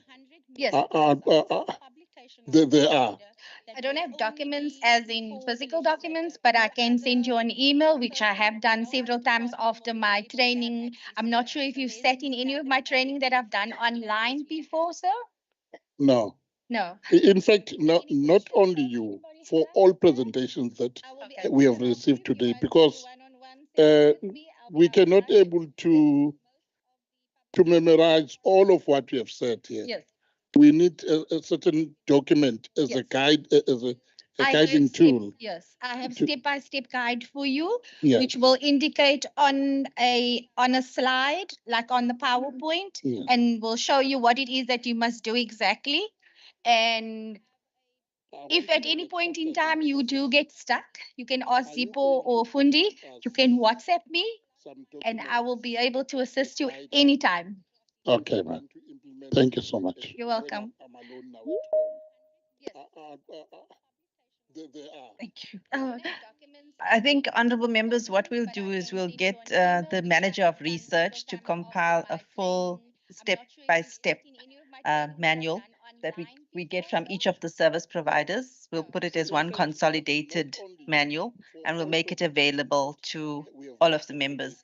It's preferable to send it by email, but for those members that do have challenges with emails, then we'll make an exception and give it to them as a hard copy. But yeah, we'll try and facilitate. Sorry? Oh, I'm being told with pictures. So we'll do it. We'll try and get them to do it in an easy, simplistic form and send it to you. Thank you. All right, there was another hand. Thank you for the presentation. I just have one question. I use your press reader, but there are newspapers that I don't know what informs what newspaper we access and we don't. I'll make an example. Ilanga will get it very late. The chances that we get it next day. And City Press is literally we can't access it. I'm just wondering, maybe no, I'm mentioning those two, but is there a reason why you will have some publications, others we don't? So obviously with 7,000 publications, I can't go in each publication. What I do in the morning, I check which publications are running late. Sometimes the publisher has sent through a file and then it's corrupted. And then the only time that I will be on PressReader, because they're in Vancouver, they're also 24/7 available for me to send an email, and they're very prompt with fixing out the problem. If you know the Ilanga Sonto or the Ilanga is coming out very late for several days, or it's late that particular morning, you are welcome to email me. I am available. The chances of getting Sorry? it next day. It's a normal thing. It's a normal thing. This is the first time I'm hearing. I don't know. Access it. I'm just You've sent me an email? maybe no, Have I not responded to your email? the reason why you will have some Okay. others. Okay, I will attend to that as soon as I can. And this morning, what I do in the morning, I check which publication. In case you want to Also, where access we it, now? but it speak of the payment options. Okay, I will try and have that sorted for you. If there is any other publications, you are welcome to communicate with Fundi. She is my direct contact. And then you can send an email to me as well if you do. You wanted to resolve immediately. You can always WhatsApp me as well. My WhatsApp number is available for those members. If there is any other publications that you are struggling with and you see that it's not available immediately, you are welcome to send through an email or a WhatsApp to me. With regards to the city press, unfortunately, when COVID happened, the city press was with News 24. And they've decided that they wanted to do their own app. Unfortunately, they don't have the infrastructure to serve larger government departments or universities. They only have user accounts, which is not going to be viable. If you're going to purchase, it's going to cost a lot of money. So what we have done is we've given complimentary access to News 24. I've given usernames and passwords to Fundi. Some of those usernames and password wasn't used for a whole 6 months, and I deleted those because it's cost money for our company. We did it for free. Only because as a client, KZN is my client, and I wanted to make sure everybody is happy. So if you are wanting to use the city press, you're welcome to send Fundi an email, and she will give you the username and passwords for you to access those publications. I am also not sure if I can say, but we are busy negotiating with the witness. So the witness will be on PressReader very, very soon. We were hoping the end of this month, but it's probably going to be the end of next month.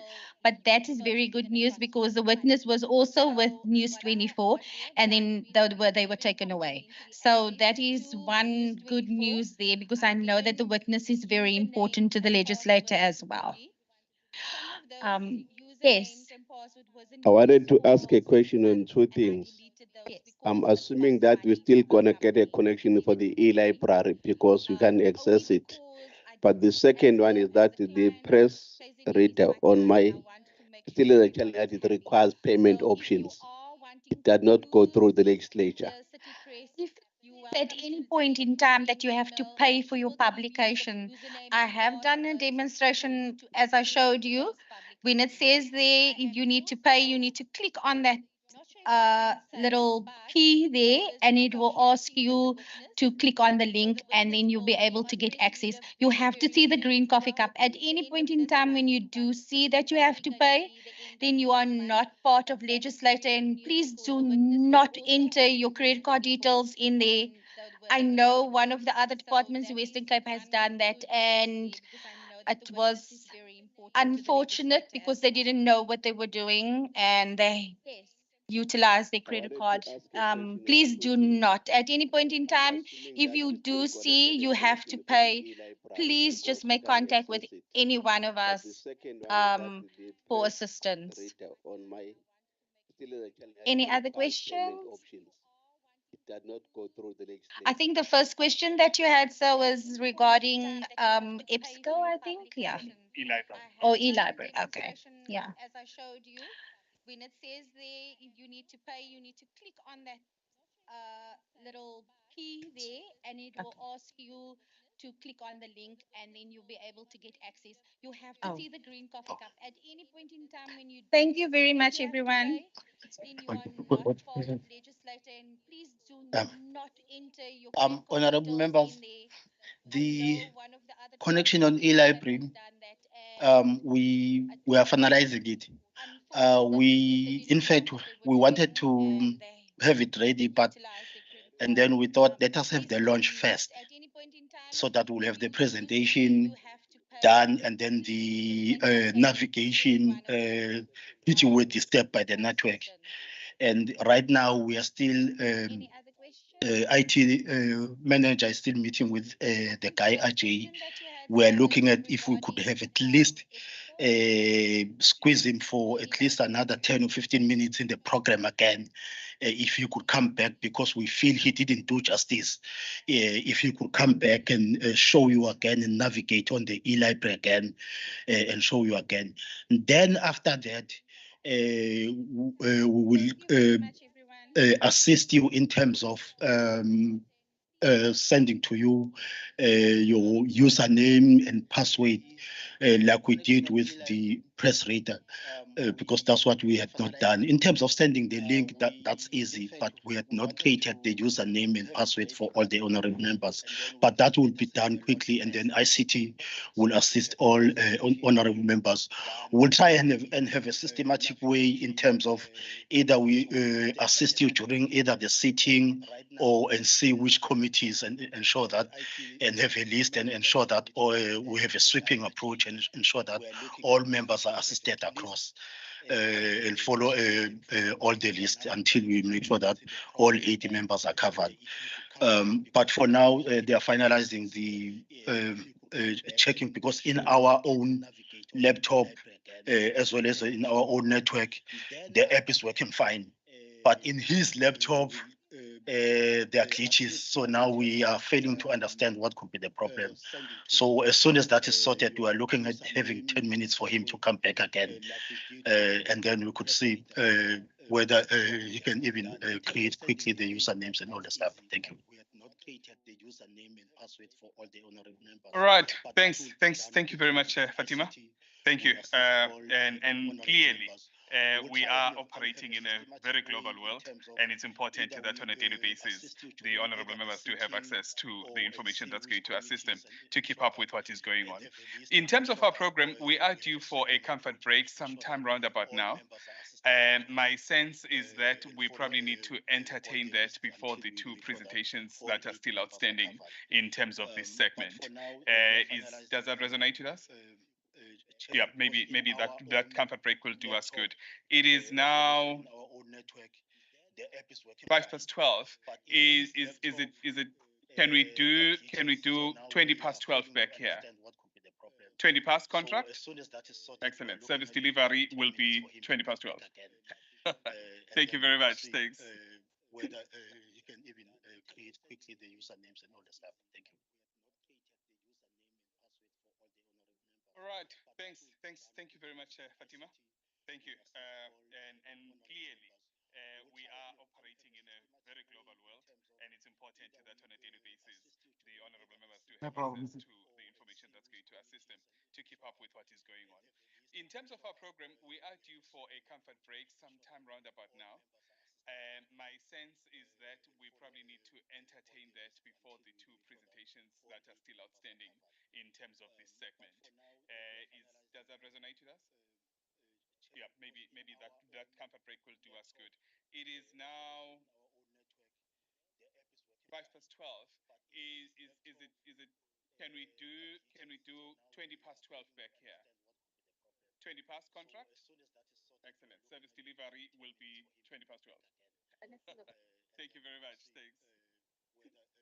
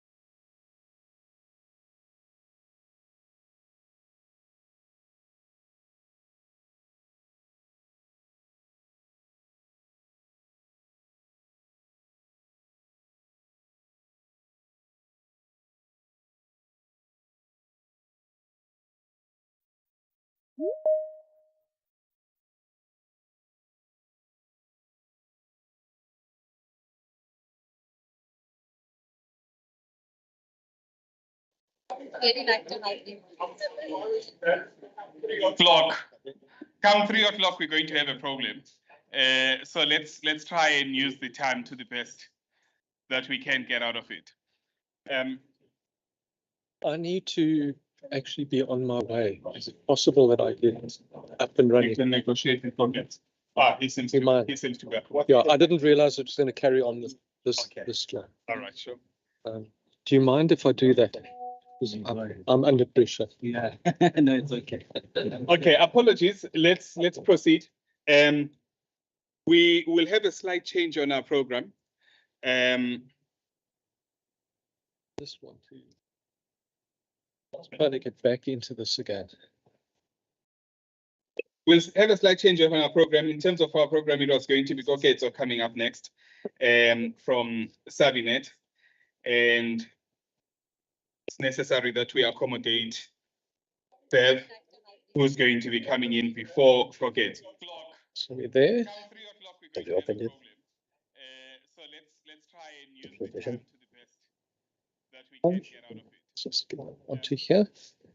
So there we go. So I'm going to go into my Juta, and I need to just share. Just quickly park this. You ready? I get in. No, it's okay. Okay, apologies. Let's proceed. We will have a slight change on our program. Okay, I'll leave it over to you. Let's just see if I've got the ability to share. Back into this again. We'll have a slight change on our program. In terms of our program, it was going to be Koketso coming up next. Looks like it. We go. I'm on board. And it's necessary that we accommodate. Just encourage more people. Okay, it's just going to be another rate. Thanks for allowing me to do that. All right. Honourable members, thank you so much for allowing me to change the program slightly, and thanks for allowing me to address you very quickly. I'm from Juta Law. My name is Bev. I'm the KZN representative, and of the journey of 170 years that Juta has had in South Africa, I've shared 20 of those years. I want to show you very quickly. I spoke to Mr. Mohammed Kader, and he said he has tested the link. We've got a trial access set up. So if you click on that Juta icon, this is what you will end up looking at once you've logged in. And I'm going to go to a product here called Juta Evolve, and that's the one that we need to look at. I've got masses of things because it's the whole menu of Juta here. And if you click on Juta Evolve, you end up on a landing page that looks like this. And this is the platform that you'll be using. I'm not going to go through the ins and outs of logging in, but this, I want to show you what the JudaStat product can do. So if you're in a portfolio committee, and let's say you're dealing with public finance, and you decided, okay, I want to find something on public finance, you would just type it in. This is the global search bar. You would hit enter, and you've got 22,000 results. That's far too many to deal with. So you need to start a process of filtering. And you'll notice my tab over here is on the home tab. You can see that clearly. I've got other content tabs here. So if I want legislation now, I click on the legislation tab, and it takes me from 22,000 still to 1,685. That's far too many. The nice thing about this, the artificial intelligence that it sits on, the most likely thing ends up at the top, and there's your Public Finance Management Act anyway. If it wasn't there, you can apply more filters. So I applied my content filter over here. I went to legislation.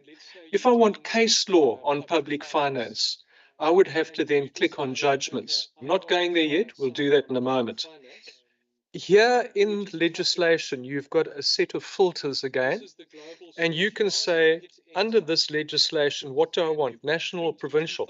If you click national, and you click again, you open up this little arrow, you want the Principal Act, and you click apply, you're down to 503 results. And in any case, the Public Finance Management Act is still sitting at the top because that was the most relevant one. The nice thing with the system, next time you come in, you don't have to go through the search. You can bookmark this act. There's a little star next to it. You would click on that, it turns blue. It's now sitting in your bookmarks. The next time you come into the platform, you click on bookmarks, and there is your Public Finance Management Act, and you can just go from there. When you click on the blue hyperlink, ignore the rude messages, you end up in the actual Public Finance Management Act. On the left-hand side, it's got the complete contents, the definitions, the chapters.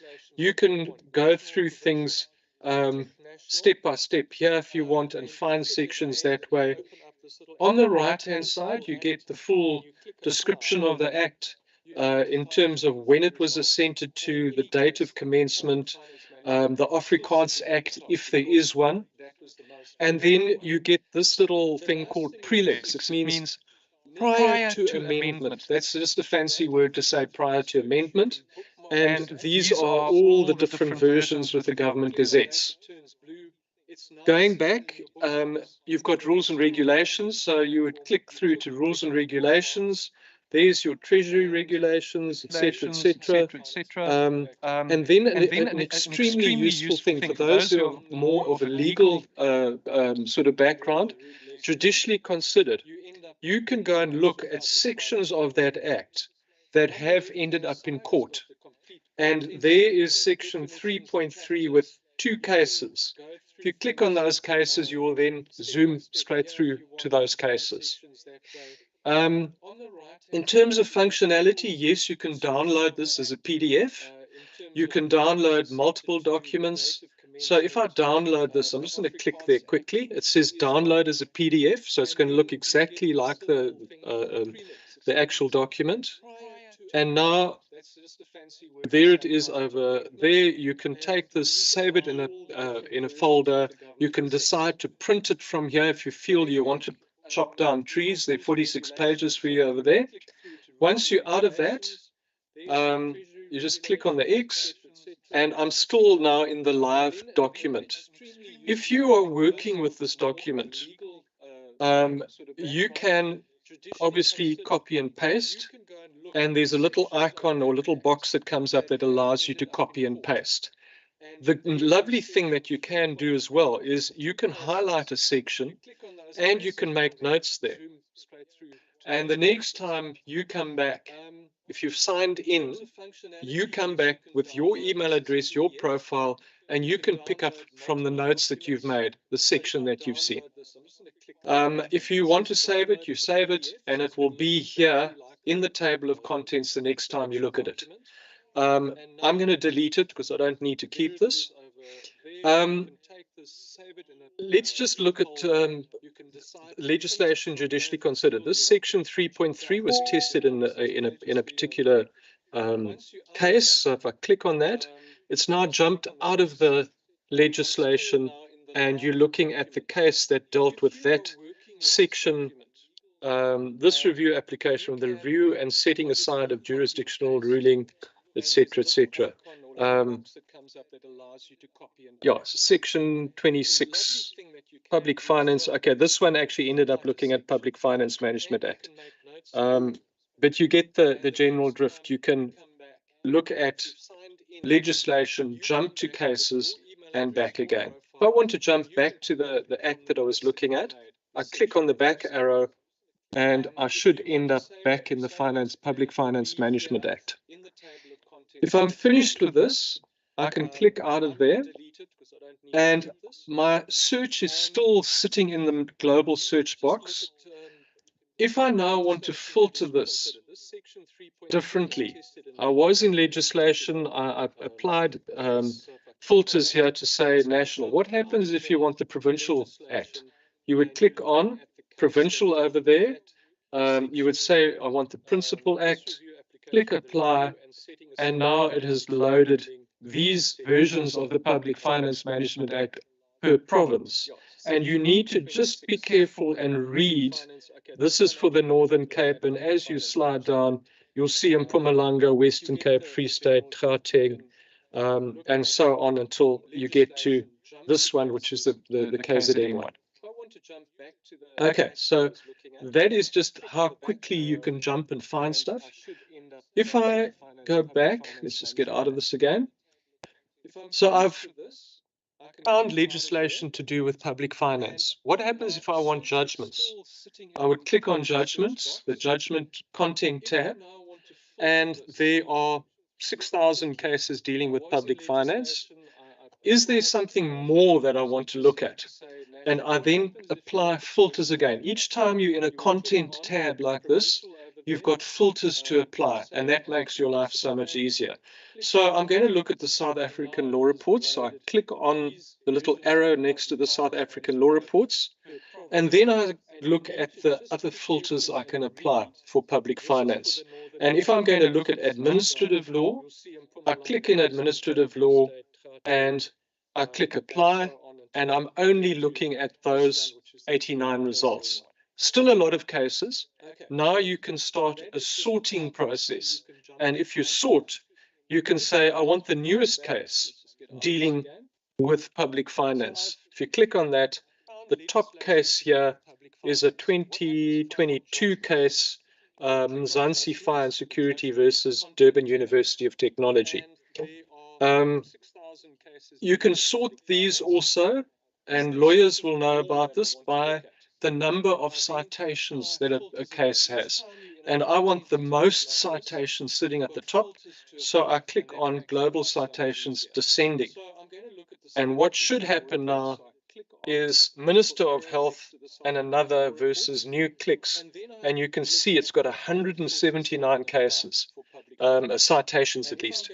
If I decide this is the case I want to look at, I click on the link,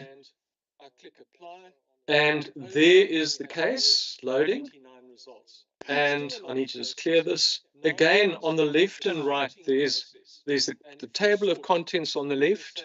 You can click and just go straight to the fly note. You can click to the judgment when you're looking at this particular case. This case has synchronized with the table of contents. On the right-hand side, you've got the full history, the citation, which court it went into, who the judges were, etc. You can look at what the key concepts are of this case. It's admin law, administrative action, etc., etc. And you can jump to fly notes. If you're down in the judgment, you quickly want to look at the fly note, you click and you look at the fly note. Other cases considered, and you'll notice there's a case there in black. It's not hyperlinked. That's from our competitor. We don't have access to that. You can't click and link. But the other judgments, you can do that. But at least you have the citation, so you could go and look it up on LexisNexis. Okay, so cases considered, legislation considered, and the rules of court considered. The lawyers amongst you will say, but where are the annotations for this case? And that you'd expect to find here, but we've done it as a visualization map. And that's again the AI kind of background that this sits on. So yes, I'm looking at the document view now. I can copy and paste, I can highlight things, I can make notes, do all those fancy things and save it and come and look at it again. If I go to the knowledge graph, it just does a little picture of what is this case about. It's about the Constitution. These are all the judges that sat on it. These are the other pieces of legislation. Those were the advocates. If you click on Murani, you'll see Murani's other judgments. You can really get intensive information if you are researching. So the researchers will probably love this product. If I get out of this again and I say, okay, I want those annotations, I've got to look at the visualization map. And this just gives you sorry, this one's got a lot of color in it. These are all the other cases that cite this judgment or are cited in this judgment. Your judgment sits there in black. At a glance, you can see where do these cases sit within the legal landscape. They are all your constitutional cases. If you're reviewing something, you want to go straight to the constitutional court cases, you're going to need to look at these. At the moment, it's a bit tricky to look at it. And you might say, okay, I only want to look in a certain date range. So at the bottom, there's a little slider. You want to exclude those early 1910 cases. You drag that slider along to the 1980s or 90s, and the map looks a little bit easier to read. I've chosen a bad one because this has got hundreds of, but it illustrates the point. You can clean this map up. You're probably not interested in cases that are simply referred. So you can untick that. All of that blue disappears. If they were simply considered, also get rid of those. You might just want to look at those that are distinguished, compared, discussed, or explained. There's a negative annotation for an attorney or a lawyer, legal advisor, negative annotations. You want to go and look, why was it negative? What happened to that case? And if I quickly expand this, that one says, yeah, that one was reversed. So it's a big red warning sign that you should take note of that. If you want to look at any of these other cases, the size of the bubbles basically tell you how many annotations that case has. So Sidumo is sitting there with 603 annotations. I think everyone knows Sidumo if you're in the legal field. And then if you want to go back to your document, you simply click on the document and you're back there. But for finding information quickly, all you need to remember is that this is the global search bar where you put in your search, whether it is unauthorized expenditure or fraud in a bid. You can set up a search. So if I want to make this a little bit better, I would. Oh gosh, let's go back here. One of the things about searches, and you've seen with the other presenters, if you want an exact phrase, the thing to do is put it in inverted commas. Public finance and size of the bubbles basically tell you how many annotations that case has. So Sidumo is sitting there with 603 unauthorized expenditure. Okay, it's telling me I haven't spelled these correctly. I've typed badly, authorized, and I should have had expenditure. So I've got two phrases: public finance, unauthorized expenditure, and I'm going to type in another word just for the heck of it: fraud. I'm happy with that search now, so I'm going to tell it to go and search.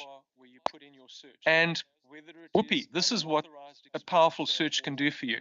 8 results: public finance, unauthorized expenditure, fraud. Those are the 8 cases you need to look at. You don't have to go looking for a needle in a haystack. If you're happy with the search, you can save it, go off to your committee meeting, go to court, whatever, go on the weekend, come back. And if I save the search, it takes it out from that search bar, copies it exactly. All you have to do is authorize it to save, and it now tells you that search has been saved. You go off for your weekend. I'm going to delete this now. You come back again and you say, oh gosh, it was public finance. I need to go to my saved searches, sorry.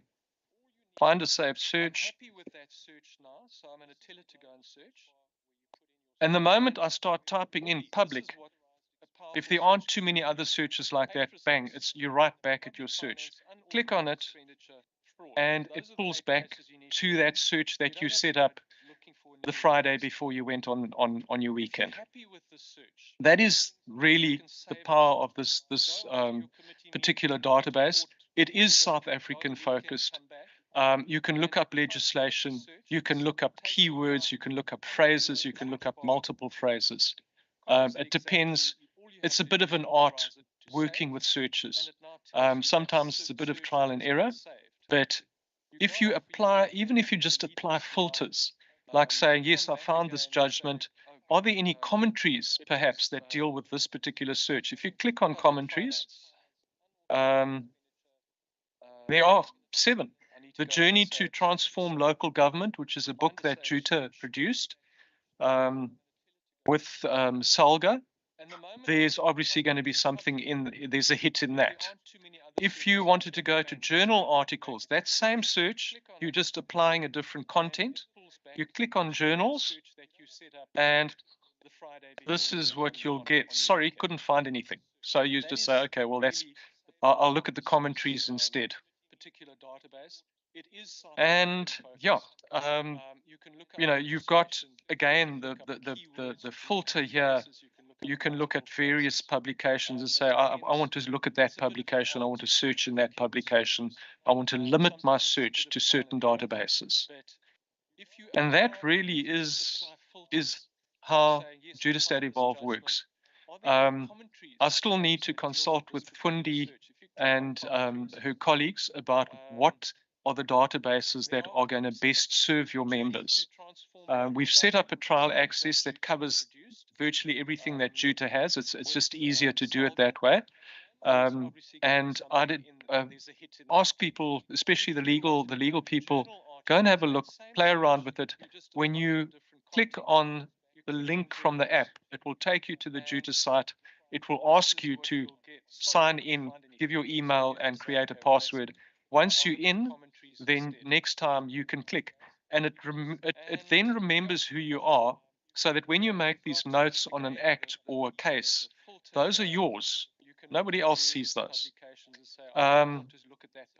Let's go back to judgments. And again, the judgments, I'm just going to choose anyone here. So I'm in a judgment. Again, I can download it. If you want to download it so it looks like the original South African law reports, there's a little icon over here. And if I click on that to download, you'll see something happen. It looks very much like a blue law report that you would find. Sorry, not that one. I need to get to this one. The PDF. The PDF has got the paragraphing A, B, C, D, E, F, G. That's the kind of stuff that you hand up in court. That really is my story. And I thank you for your time. Don't be intimidated by it. If you use it just to find legislation, it's as easy as typing in some of the key words from that piece of legislation. You don't need to know that it's the Public Finance Management Act number whatever from year number whatever. You type in public finance, and the chances are it will end up at the top. Thank you so much. Thank you. Any questions? And if I click on that to download, you'll see something happen. Thank you. We're good. It looks We're good. We're good. I think the legal guys will want to see me sometime. Right. Excellent. Excellent. This one In case you're wondering where all this is going, I just want you to imagine if somebody had called a meeting like this, it's 1980, and members of parliament are and legislatures are in the meeting, and they are told that you're gonna need to be social media savvy. You're going to need to be able to navigate your way through Facebook, through Twitter, through all the things that we use today. We probably would have said, why am I going to need this? And because sometimes we don't realize when change begins to happen. We only realize change with hindsight. This is telling us that the honorable member of the future, or even a contemporary honorable member, is an honorable member that is savvy with the use and the searches of these tools that we are talking about here. It's saying the conversation today is going to be enhanced by your knowledge of these laws, your ability to check your press, check what the latest thinking is on a subject matter. And the substance of our conversation and our debates are going to be enhanced by our ability to make use of the change that we are starting to implement here. So thank you very much for giving the tools and making sure that we do have the tools. Koketso, you're getting ready, and he's going to take us through the Sabinet presentation. And then we're going to end up with the importance of libraries presentation. I'm still hoping that we're still going to tackle the IEC presentation before lunch. So they have arrived, and I'll acknowledge them in a moment. Go get it. Thanks. That the honorable member of the future, or even a contemporary honorable member, is an honorable member that is. Good afternoon, everyone, and I know it's been a long day. Too much information, but I want to start by reminding you all why we are here as information vendors. You hold important roles, and it is our responsibility to help you find easily your information across all the databases that we offer or that we present in front of you today. So my name is Koketso, and I am from Sabinet. Some of you might have done a lot of searches on our platforms. Sabinet is one of the information facilitators. We provide and facilitate information. And today I'm going to put my focus on legal databases. All right. My colleague from Juta already touched on some of the databases, but we are competitors in the market. But remember that the goal is to provide you with support. We want you to be informed. We want you to be able to access information as simple as you can. So please, if you have any questions, do ask questions. And I hope that you can all see my screen, and I hope it's not too small. So you have access to various databases from Sabinet. And I'm not going to take you through all the technicalities. I'm just going to explain what you have access to. If you want anything technical, we can schedule a meeting through Futhi, the librarian, and we can look at how to properly help you find information maybe on a daily basis. But Discover Sabinet was one of the databases that was listed on the app that was first presented. So I think it was one of the first databases on that app.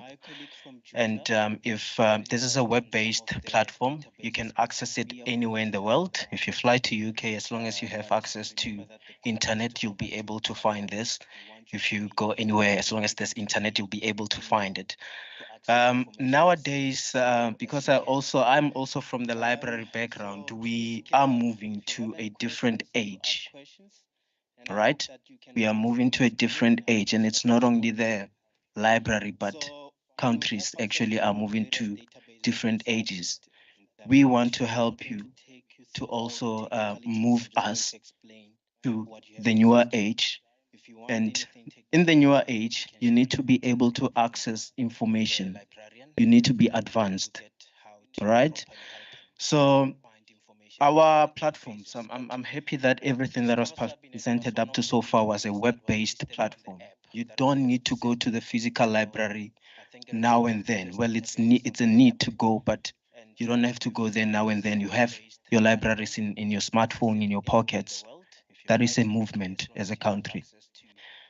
All right, so this is a web-based platform. If I scroll within the homepage, this is just the homepage. You will find the our databases, and you'll see that the first class there, or the first grouping, is the legal databases. There's quite a lot of them. I'll just simply, in summary, brief what some of the important databases are. So you'll see the bill tracker there. I know some of your faces, and I know that some of you are responsible for our bills. So the bill tracker is a platform that allows you to see bill history, allows you to see the timeline of the bill, where it's currently sitting. Soon, from the moment it gets introduced or tabled in the parliament, You'll also see the status. You'll also see the related information or related documents. If I scroll down again, you'll see some of them are CCMA and bargaining council agreements, the government gazettes, which are also very important. These are the daily notices. We publish these notices on a daily basis. Soon as something is picked up, we make it available on our platform, and I know that the turnaround time is just few hours. If there's something published today, tomorrow you'll find it. We also have municipal bylaws. I know that some of you might also need to access the bylaws from all the provinces, not only in the KZN. And if you scroll down again, we have the national legislation. That is the national legislation which provides most up-to-date principal acts, principal regulations, together with the support information to the legislations. You're parliamentarians, so we also do provide the parliamentary documents, all the documents from Parliament. That is a monitoring database that we provide at Sabinet. It has information like the reports, the green paper, the white papers, draft regulations, media briefings, speeches and statements from Parliament, submissions and the questions and replies from Parliament. And then you also have access to the provincial gazettes, you have access to the provincial legislation, and then there are Sabinet judgments. I just want to quickly show you with an indication. I'm not going to go into the technicalities, but this is the bill tracker. The one that I'm presenting now is the bill tracker, and this is how you now see the bills. You will see that the first one that appears there is the ESCOM debt relief bill, the hot topic in the country. If we click on that, you get the bill, the latest version of the bill as amended. If you scroll down, you'll also see the timeline. So the timeline, you are the experts in that. I'm not even going to touch on that. But you will be able to see the timeline until it is signed by the president or by the minister or whichever important portfolio. If I maybe open one of the bills that was signed by the president and now it's an official law, remember you also have the history of the bill. It's not only those which are currently tabled. So the Property Practitioners Bill was came into effect, I think it was last year on the 1st of February, 2022. And if you scroll within now the bill, you'll see the notes. This is the bill information. You'll see the notes. And I'm not an expert in that, but you will know how the bill process was. And out of any sitting in Parliament, out of any discussion, we try to summarize the main outcome of that day, of that sitting, so that people and the public can also see the progress in terms of the bills. So the latest update would always sit on top. The act came into operation on the 1st of February. It is signed. It's now an act, but you're still able to find the history. If you scroll down, you'll still find the timeline. It was signed by the president, and the index of linked content, which now summarizes or groups all the related information, all the related documents. You also see some of them as the speeches and statements by maybe some of you. The Sabinet law articles, which now tries to summarize the purpose of the bill. The parliamentary and government documents, where you'll also find submissions. All right, so I'm not going to go into much detail. I'll stop there for bills. And parliamentary documents are also summarized, that you have some of the documents from the parliament. You'll see also the bill still appears on the parliamentary documents because it's part of the parliamentary, what can I say, process. And then again, you have the government gazettes. Actually, this is now a very good example. You need access to the right and relevant information, and that is the role of a library or of an information service, which is now available to you through Futhi and the likes. So we make sure that you get the most updated information, especially in terms of gazettes. These are published on a daily basis, but they affect you, also the roles that you deliver. So the latest ones were uploaded today on the 29th of March, and this was soon as they got published. We already picked them up and made them available on the platform, and you find this information under the What's New. And then again, if we search, I made a simple search there for the state of national disaster. In terms of the Disaster Management Act relating to energy. So I just wanted to make a quick indication that all the important notices like the one that was published in relation to the energy constraint, you would be able to find them here. That is now the full regulations. If they are, you'll also be able to find them on the platform. And then lastly, I'm going to just quickly show you the Act. If I scroll down, this is the metadata of the Act, and I'm going to open it in a HTML version. All right, so our legislation database, we keep updating our legislation as soon as we receive amendments. So if there's a section that is amended, we will incorporate the change into the current version. I don't know if that makes sense, but we try to eliminate confusion, because sometimes when you search, I know that a lot of you do Google search on acts, and it's actually, it might be misleading because there's a lot of information on Google. But if you search on maybe Sabinet or Juta, we make sure that you get the most relevant act. And then you'll see that within the Disaster Management Act, we have two highlightings. The first highlighting is the yellow one. It indicates the latest amendment that are already incorporated into the Act.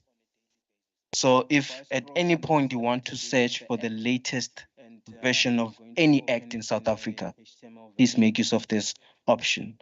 And then if you see any yellow highlightings, that indicates the latest amendments.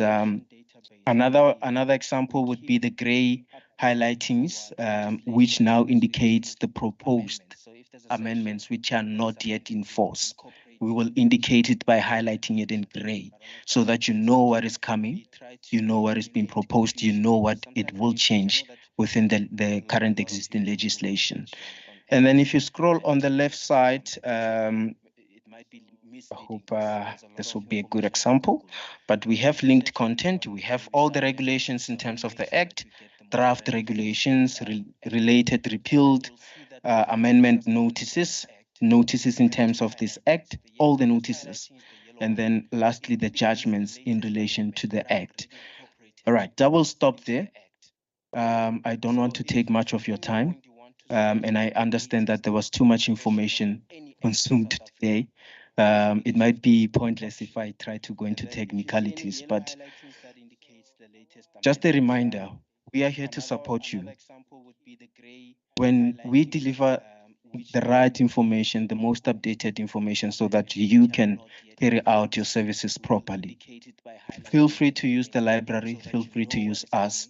They will be happy to give out the contact details, but if any one of you want to get in contact with Sabinet, I'll be here for a few minutes, and do let me know. I would really love to help. Thank you so much, and I will end it there, and enjoy the rest of your day. Thank you. Thank you. Thanks, Koketso. You're absolutely correct. We couldn't have expected that we're going to understand and be able to be user savvy on all of this information. But what it intends to do, as I gather, is to tell us what is possible, what can be delivered. And then we can then go back and say, okay, give me the recipe of getting to bake this cake ultimately. So this is really an overview of what is possible, what is available. And then as people start working with it, then they can be assisted further as they go. There is a question, Honorable Member. Carry out your services properly. Feel free to use the library, feel free to use us. They will be happy to give out the contact details, but if any one of you want to get in contact with Sabinet, somewhere on the I'll side. be here for a few minutes, and do let Not me far know. from your I would thumb. really love to help. Thank you, Program Director. Thank you very much, Keketso. You made a very relevant presentation, but you made very irrelevant examples because they were all national. They don't talk to provinces. I would prefer that you refer to provincial data, provincial information, especially when you spoke of questions and responses to questions that have been asked and responded to in the past. Can you please go there if it won't take too much of your time with reference to KwaZulu-Natal? Because I don't know if you do go that far to as far as provinces. Thanks. Sorry, before you switch it off, can you please repeat the question? What I'm saying is the information you are providing to us is the one that we need, but you made bad examples of referring us to national data, which is what we don't deal with that much. We are a province. Yeah. If your examples can be relevant to what happens in the province of KwaZulu-Natal, I made an example that if maybe you go to questions asked and responses to questions in KwaZulu-Natal, not at national. Not national gazettes, not national act, province of KwaZulu-Natal. Thank you. Do you have that in your Sabinet, whatever? Yeah, so thank you for that. And yes, I'm happy to respond. So I was just making general questions, but you do have provincial databases. If we just quickly look at the scope of legal databases, I just want to present some of the databases. For instance, there is the municipal bylaws, specific. You can select specific to KZN. And then if you scroll down, yes. The information you are providing to us is the one that we Thank you. Thank you. I learned something new. All right. So there is the provincial gazettes. It just below it, it should be the provincial legislation. So all the provincial legislation, principal acts applicable in this province, you would have access to them. Can I just quickly make an example? If I select the database and I'll see the list of all the provincial legislation under the menus just below the searching.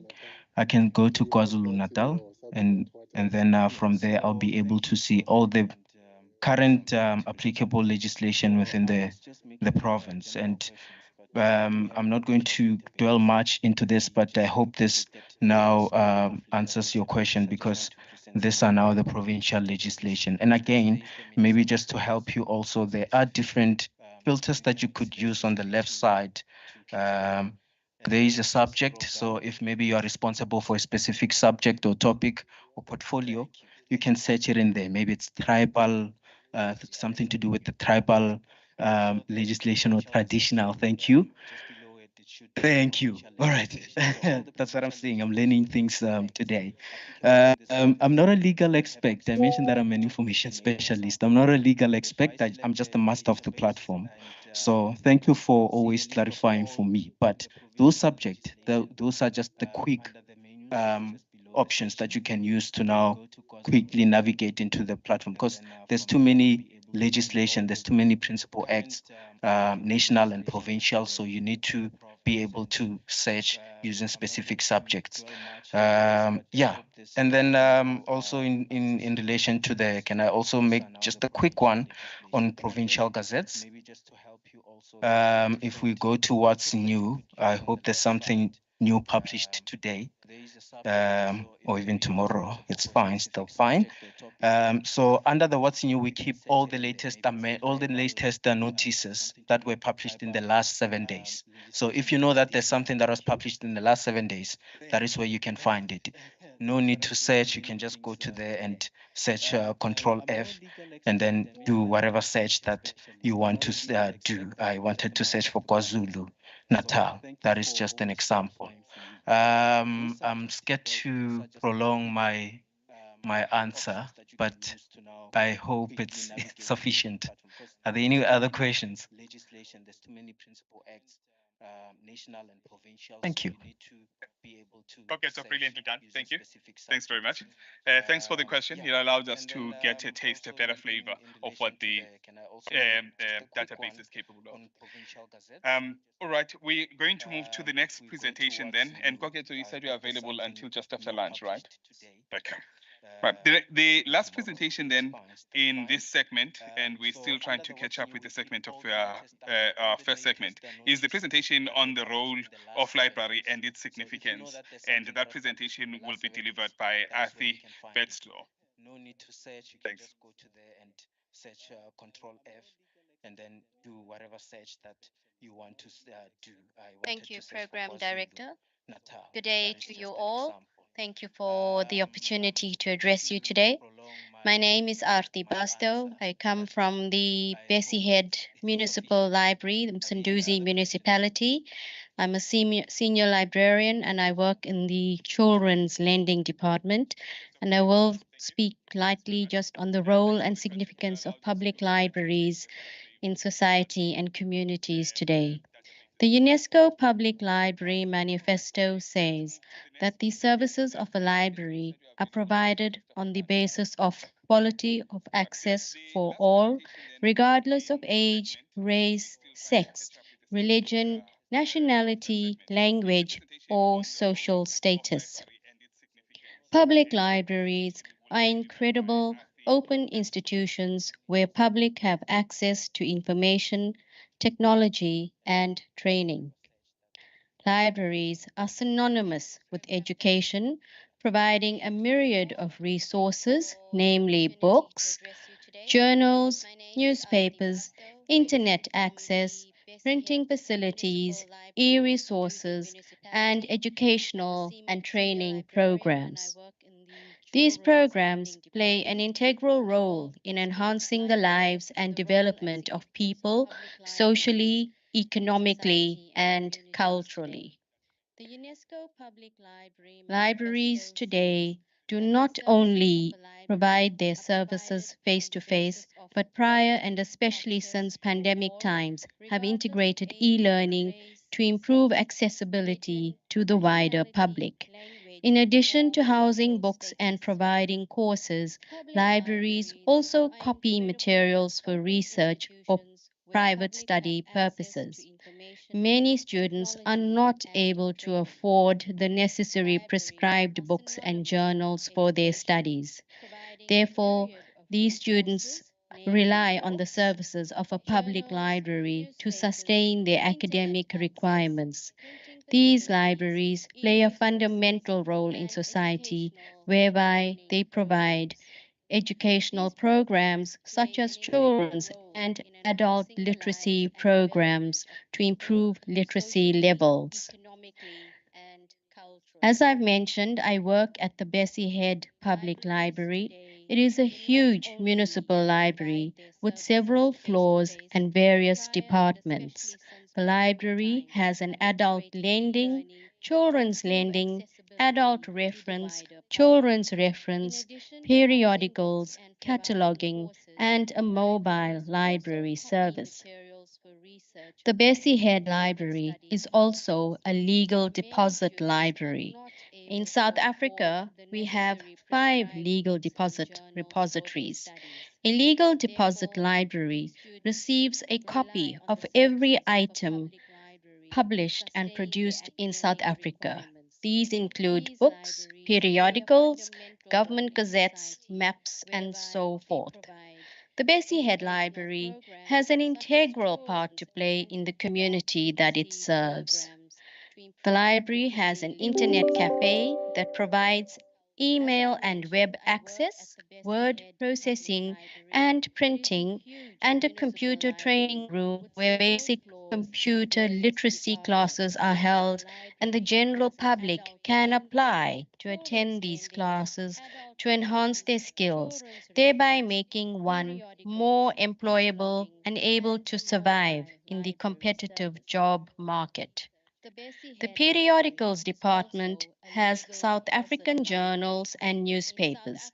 Some newspapers range in the 1800s and early 1900s till current times. This is a wealth of information, knowledge, and history. People from all over the world use the service provided by this department. You can request for an article, and if it is available, it is scanned and forwarded to the patron. The library has an The adult reference section caters for researchers, tertiary students, and the adult general public. They have a broad range of adult non-fiction and tertiary textbooks published in South Africa and beyond.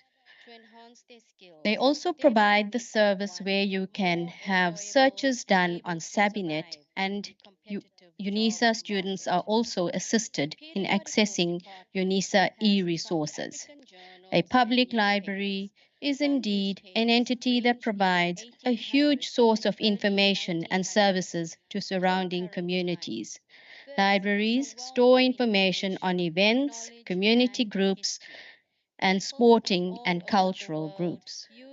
Libraries provide meeting rooms, assistance with certain programs, as well as providing access to internet and Wi-Fi, a staple necessity in society today if one wants to be connected to student life, careers, and daily general living. Therefore, public libraries are logical partners for community development initiatives as they provide a broad range of information services to diverse constituencies. Public libraries are an institution that provide lifelong learning education. An informed society is a more advanced and productive society. Thus, in the dissemination of information among people, libraries are indeed an epicenter. People come to public libraries not only looking for information, but also to find something for themselves as individuals and for their communities. Mothers join baby story time clubs, elderly people attend events and find ways of connecting with other people. Teenagers meet each other for study groups, team building, or school projects. Readers discuss current events in the reading room. The Children's Lending Department at the Bessie Head Library, as well as the branch library services, engage in a host of programs and activities that provide a platform for children visiting the library to read, play games, enter competitions, attend tuition classes, recite poetry, play with toys, attend holiday programs, and be a part of many other activities. We enter into partnerships with various stakeholders such as preschools, primary schools, and high schools, various community organizations, NGOs, various government organizations such as the Department of Transport and the Department of Sports and Arts and Culture. As you can see, the public library most certainly helps individuals to expand their network and become a part of a community. For those who are housebound, we have a housebound service that takes reading material to various homes. A traveling library takes the library to the people. They set up at various shopping centers and malls so that people can shop and get their reading material. Mahatma Gandhi once said that no culture can live if it attempts to be exclusive. The stimulus to live and reuse information and knowledge comes in many forms, and this is one of the most important functions of libraries. Information is crucial for an individual's development and as well for social development. Public libraries are the social institution that serve communities to aspire to development. Thank you. To expand their network and become a part of a community. Thank you, thank you, thank For you. those who are housebound, The intention there is to inspire. The intention there is to remind us the value of libraries in whatever form, physical or digital. Any questions, any comments? various shopping centers and malls so that people can shop and get their reading material. We're good. We're good. Mahatma Gandhi once said that no culture All right, can brilliant. live if it attempts to be exclusive. Brilliant. The stimulus Brilliant. to live All right. Can we just then quickly summarize what we have done in the morning? Because we are going to change tack as we move towards a different discussion. What we did this morning, we started with a presentation that was delivered by Ajay from Supertech on the e-library. And as a person who tries to drive these initiatives and ensure that they gain life, I started thinking, how would I have themed this as a promotional instrument, as a tool to galvanize everybody to start leveraging this resource? And I thought KZN legislature, a reading, knowledgeable, and informed legislature through these instruments. And we want to then become an embodiment of exactly that. And if we can start with the members, it will translate to staff, it will translate to even the members of the public. So we want to be a modern institution that is driven by modern members who have access to all these resources. We then had a presentation from Tiaan Scholtz, and his was on EBSCOHost. Again, I saw through this instrument, if we made good use of it, becoming an instrument by which we ensure that we are a legislature whose strength of its engagements lies in the substance of its engagements rather than the volume of their engagements. I've been watching too much of Parliamentary Channel, right? All right. So similarly, the intention would be that we also leverage the tool that the press reader is. Judging by the engagements during that presentation, it's clear that that press reader is being utilized. It's clear that it is being found to be a useful instrument. The engagement indicated that. And again, through this instrument, we're also able to ensure that we are a legislature that is up to date, that is up to speed with the current discourse, because we are able to have access to all these tools. The Sabinet presentation told me that this is a legislature that wants to be research enabled, so that in all its engagements, they are research based. They are able to bring substance into each of the debates that they enter into. So we now know what is available. We're clear that this is probably not going to be a training by which we are going to be completely competent and savvy in the use of this tool, but at least it says that these are the questions you may ask, these are the issues that you may raise, this is the assistance you may ask for, so as we start to make sure that the program becomes useful. The next part of our discussion is an important one. If we can squeeze it, IEC comes in at 1:20. You will be the people between us and lunch. But this legislature is very committed to content. So there is huge interest in hearing what the IEC has to say in regards to amendments to the electoral legislation. And in our presence, we've been joined by Mr. Shiburi, who tells me he becomes Sotobe once he comes to the province of KwaZulu-Natal, and Mr. Duma. I'm not sure who will start. I think it's Mr. Shiburi. All right, thank you very much. Up to you. These are the questions you may ask. These are the issues that you may raise. This is the assistance you may ask for. Thank you, Program Director. Members of the legislature, good afternoon. We had sent the presentation yesterday. I'm not sure if they will be able to beam it.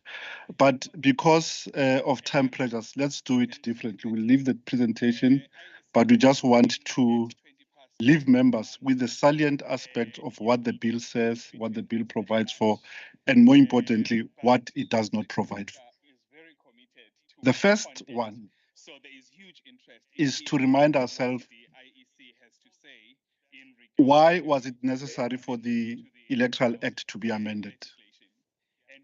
In 2020, in June, the Constitutional Court made a ruling in the New Nation Movement matter, where it says failure by the Electoral Act to facilitate and enable adult citizens to stand for elections for legislatures and for the National Assembly is unconstitutional. It ordered Parliament to amend the Electoral Act within 24 months. So the amendment of the Act is to accommodate independence. And it is proper that you contextualize properly, because that will tell you why the bill ended up in the way that it is. Certainly, Parliament did not see this as an opportunity for a wide-ranging, wider electoral reform. They only amended the Act to enable and to accommodate independent candidates. Perhaps to better understand why the bill ended up in the way that it is to understand what the court did not order. The court did not prescribe an electoral system, so they didn't change the electoral system. They just said an electoral system that does not accommodate independence for National Assembly and provincial legislatures is unconstitutional. So going forward beyond 2020, you cannot have an electoral system that does not facilitate the participation of independents as candidates. More importantly, the court did not prescribe any choice of principles that underpin an electoral system. In public discourse, you hear that people saying they are going to challenge the bill because it does not provide for sub-national constituencies. In other words, it has not demarcated the country into small constituencies. And because it does not have constituencies, it is unconstitutional. The court never pronounced on any principles, because those who argue for constituencies are elevating one principle in the design of electoral system, i.e. representation, a connection between the voter and the person who represents them. We already have in excess of 4,400 wards in the country. That must facilitate a closer connection between the voters and the public representative. Whether they do or not is for others to pass judgment. But the Concord never said a bill without constituencies is unconstitutional. The second thing that the court did not say, it did not change the constitutional requirement, because in the Constitution says an election must result in general proportional representation. What do we mean by that? If a party receives 46% of the vote, that party must enjoy at least or representation in a legislative assembly that approximates 46% of the share of the voters. In other words, the vote count must find representation in legislatures. It is the most inclusive electoral form of electoral representation. So because the court did not change that, all elections, whether they have independents with parties, they must at all instances result in proportional representation. And in a few minutes, I'll indicate why this is important. We also accept that there is no perfect proportionality, because the lawgivers, when they drafted the electoral scheme in 1995-1996, they chose the phrasing in general proportionality, because they accept that you can't find a mathematical absolute proportionality, because electoral support by its nature distorts proportionality. Thirdly, the court did not authorize direct election of premiers and presidents, because after the court ruling, we saw a number of people already launching their manifestos to say they are going to contest and stand for election as president or as premiers. So the court has not authorized that. An election is still for membership of an assembly. And that assembly will choose one among their own to be a premier or to be a president. So there will not be a person who appears on the ballot paper as a presidential candidate in 2024. So the Concord has not done away with political parties. Political parties still remain an essential ingredient of our representative form of democracy. So what the court has said is that any electoral system that excludes independence is not constitutional beyond 2020. So let's go into the content of the bill and what it has done.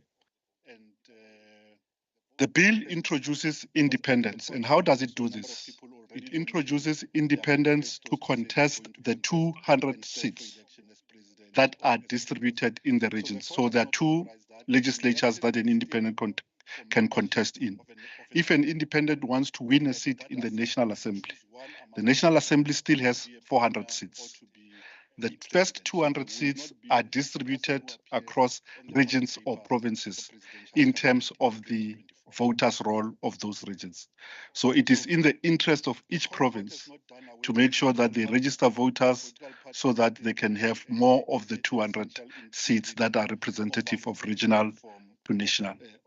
So independent candidates will contest a seat in the National Assembly from a region or a province, and they only contest the half of the seats, which are 200. The other half are reserved for political parties, not because the drafters of the law preferred political parties to independence, but because they must honor the constitutional injunction that an election must result in proportional representation. So the 200 seats are there to compensate for proportionality. What is the implication for this? It means in next year's election, we will have 3 ballot papers instead of the current 2 ballot papers. In KZN, it is only in one municipality where voters vote only on 2 ballots. It is in the metro. The rest of the country, excluding the metros, people are already attuned to voting on 3 ballots. So the 3 ballots are as follows. The first one is for the 200 seats that are contested by political parties. On that ballot paper, only the names of political parties will appear. The second ballot is the regional to national election, and their parties will appear alongside independent candidates. Why do we do that? So that you don't offer people or you don't force people into a binary situation of either or. So a person can be able to say, I prefer an independent in the regional election. I, however, prefer a party in the national election. So they can make that choice.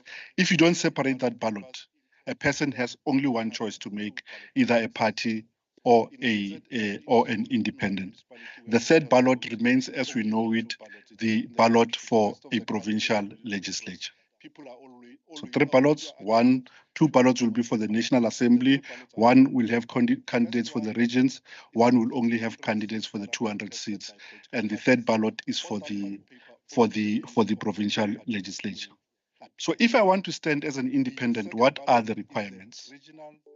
An independent may be nominated to stand for an election for a seat in the National Assembly from any region, because the elections are for the National Assembly. So everyone who's qualified to vote for a National Assembly can be a member of that assembly.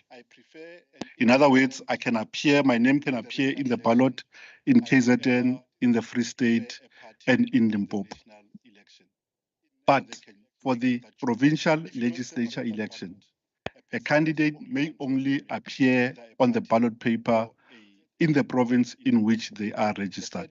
So for national, they are not bound to a region, but for a legislature, you can only contest a single legislature. Having said that, let me hasten to add that that does not mean that a candidate can aggregate votes across regions. What do I mean by that? If to get a seat in National Assembly, I need 50,000 votes. I get 25,000 votes in the region of KZN. It means I've not met the quota, and therefore I won't have representation. I can't go and take the votes from other regions to aggregate them to get a seat. I think it's appropriate time to deal with how then candidates get allocated to seats. The allocation has not changed. What we have, after we've counted, we determine a quota. And a quota will tell you, in KZN, you have a legislature of 80 seats. If there's 3 million people who voted, 3 million divided by 80 plus 1 to disregard fractions gives you a quota, and I'll come in a minute to the quota. Or in fact, let me go and illustrate the quota. The quota for KZN in last election was 44,000. 44,424. So if you get 44,000 votes, you will receive a seat. That will be true for parties and for independents. How much time do you have? It means I've not met the quota, and therefore I won't have representation. So the importance of that is to raise a point that is going to be controversial. Means if I, as Masego, stand as an independent and I'm popular in a region or in a province, I get more than 44,000 votes, assuming that will be the quota for next election for KZN. I get 80,000 votes. I'm an independent. What happens to the balance of the votes? We allocate you a seat because you've met a quota and we have vindicated your constitutional rights to be an independent. We give you a seat. The rest of the seat we treat as wasted votes because they won't count towards anything. If you know you are popular, you can form, you don't have to call it a political party, you can form an association so that you aggregate votes. The same way in a ward. I can't say I stand in a ward and I win the votes and I say the excess votes must be transferred to my son. An independent can only get and represent one seat. In the public debate, they say the bill is unfair because it will result in wasted vote for independents. That is not correct because wasted vote is a true also for political parties. If as a political party you get 44,000, you get 3 seats. But if you get more votes than the 3 seats, and those votes do not translate into a seat in the highest remainders, you also forfeit those votes. If as a party you get 38,000 votes in circumstances where the quota is 44,000 votes, and there are no seats that remain to be allocated, your 38,000 does not count to anything. You forfeit. Those votes are also wasted votes. The other controversial thing was the following. What are the conditions that an independent must meet in order to stand? Parliament has resolved that a person who wants to be an independent must first pay a deposit. Parties also pay deposits. They must submit, this is important, signatures that demonstrate that they have support. In a ward, when you want to stand as an independent, you give us 50 signatures of people who support your candidature. In a province, the number of signatures for KZN will be 6,663. And how do you determine that? You use them based on what you would have required to get a seat in the last election. As I said, in the last election, a quota was 44,424. So 15% of the quota gives you 6,623. So if I want to stand as an independent, I must get 6,600 people to nominate me. I must pay a deposit. I must meet all other requirements that remain unchanged in the law. This is an area of vulnerability on which the bill may be attacked because people have said it is a barrier to participation. But this provision do not only apply to independents. They also apply, it's on the screen, my apologies. It also applies to parties that, while registered, do not have a seat. Let's use parties like, a party like Action SA. They have representation in municipalities, but they don't have a seat in the National Assembly or in a province because they've never contested those elections.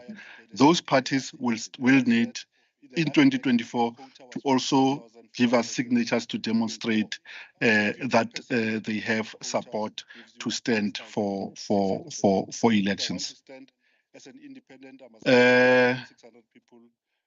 So what are the implications for candidate nomination? It means we've begun already to change our systems because our systems were geared for parties. We've changed the system to accommodate independent candidate.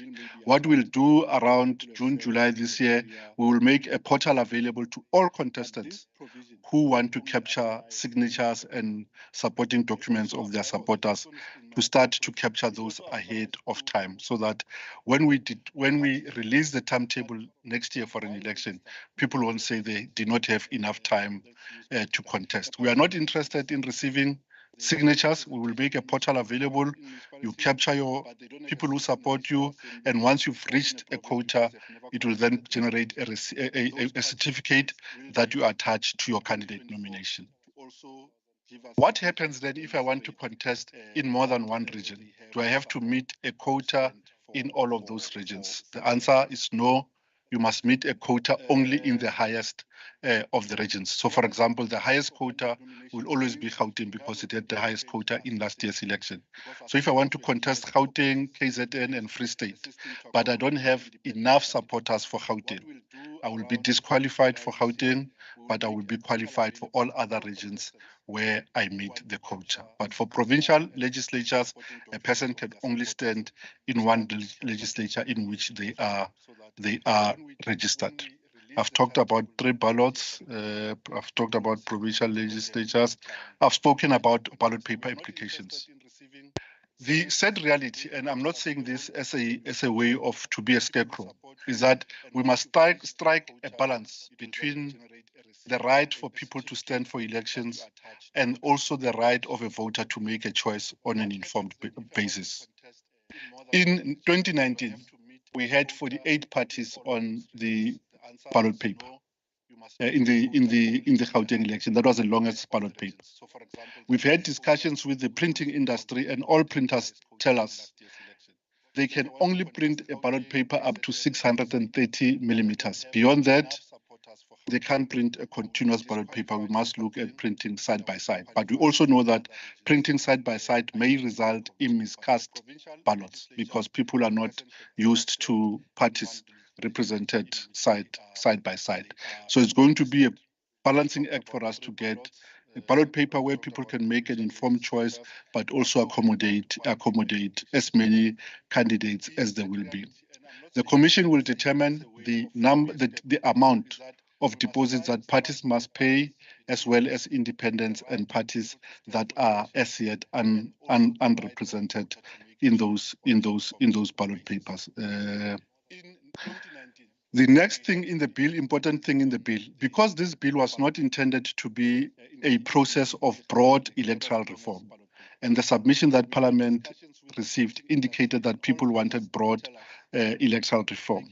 The bill has a clause now that commits the country to a process of broad electoral reform, in that the minister must, within 4 months of the passing of the bill, appoint an advisory panel that will look at all electoral systems in the world, start a process of deliberations, and 12 months after the elections next year, submit a report to Parliament on the choices that they have made.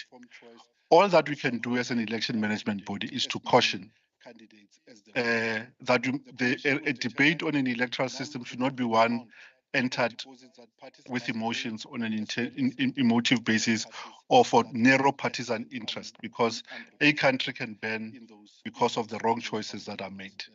A clear example was Lesotho not long ago.